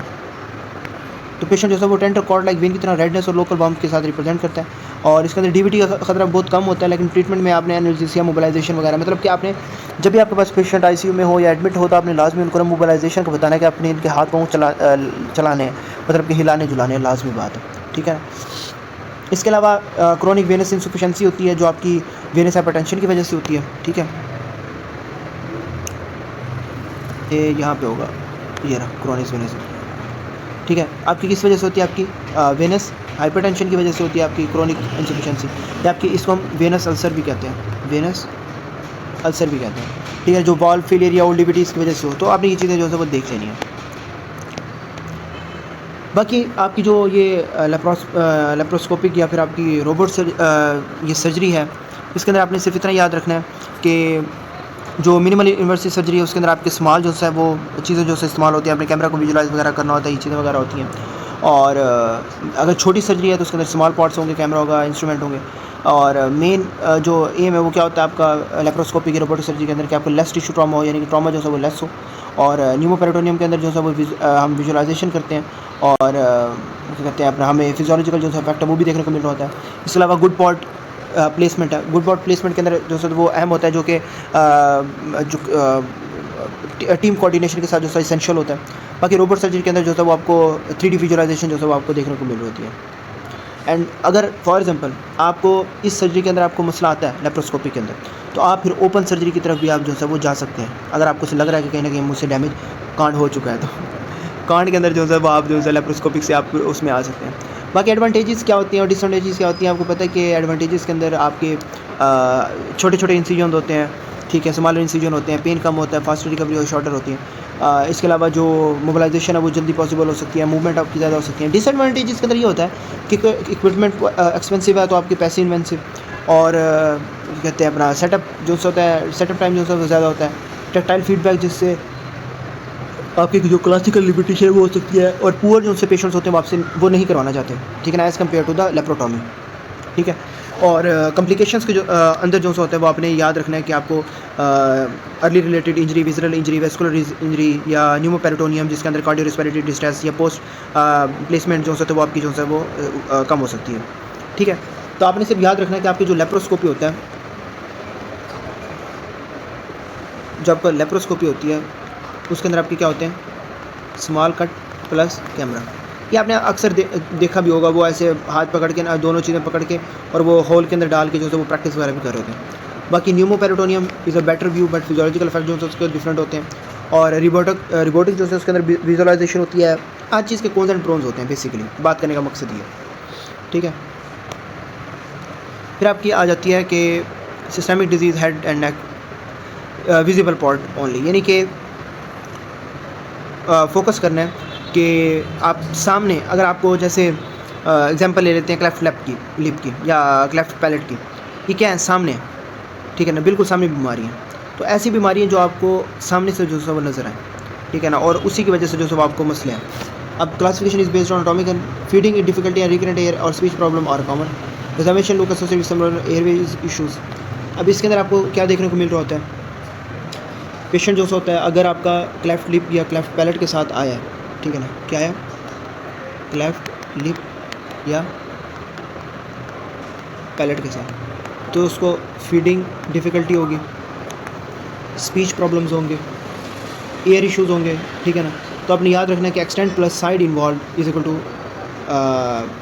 Abnormality of face and platform, और एसोसिएटेड सिंड्रोम जो एयरवे इश्यूज़ भी हो सकते हैं। और मैनेजमेंट में आपने मल्टी जो है डिसिप्लिनरी या स्टेज सर्जिकल रिपेयर करना होता है, ठीक है ना। तो याद रखें baby with feeding difficulty with visible lip और palate is a development abnormalities of face, palate and lips. Last में इन्फ्लेमेटरी इन्फेक्टिव डिसऑर्डर आ जाते हैं आपके हेड नेक स्पेस में। आपका सेलुलाइटिस है, very important, cellulitis is very important, abscess important, लिपोडेराइटिस is salivary gland infection. Commonly आपको सेलुलाइटिस, एब्सेस और ये चीज़ें देखने मिल रही होती हैं। पेशेंट प्रेजेंट होता है with history of pain, fever, trismus, swelling and dysphagia, ये सारी चीज़ों के साथ होता है। सबसे बड़ा डेंजर तब होता है जब आपका जो स्प्रेड है वो क्या हो, डीप हो। Deep neck infection can be life threatening and source control airway और सेंटर। अगर आपको डीप थ्रेड और साथ एयरवे कंप्रोमाइज़ हो रहा है ना आपका, यानी कि अगर वो फैलता जा रहा है, स्प्रेड हो रहा है विद एयरवे प्रॉब्लम, तो ये सारी चीज़ें जो सब आपके ज़्यादा वकास करती हैं। तो आपने याद रखना है, अगर क्लेफ्ट लिप प्लेट है तो वो आपके सामने जो सब वो फाइंडिंग होती है जिसके अंदर बच्चा जो सारा फीड कर पाता है, ना बोल पाता है, और एयर अल्लाह खैर अब तो इसका बड़ा सक्सेसफुल जो है वो आपका ऑपरेशन आ चुका है। और क्लासिफिकेशन में आपने एक्सटेंट और स्लाइड को याद रखना है। बाकी पेन हो विथ फीवर या स्वेलिंग या विथ ट्रिसमस तो आपने याद रखना है नेक डिसऑर्डर, डिस्फेजिया हो, डीप नेक स्वेलिंग हो तो एयरवे, और डीप नेक एक्सटेंशन होती है यानी कि कोई ना कोई इन्फेक्शन वगैरह। So this is of it for the general surgery. कोई इतना वो नहीं था, रॉकेट साइंस नहीं थी, जो चीज़ें आपने अच्छे से पढ़ लेनी है, बाकी सिस्टमिक सर्जरी को भी हम इंशाल्लाह कर लेंगे। ईज़ी है, अभी डेज़ पढ़े हैं, इंशाल्लाह सुकून से हर चीज़ आ जाएगी। थैंक्स फॉर वॉचिंग, लाइक और शेयर करके ज़रूर जाना। Thank you.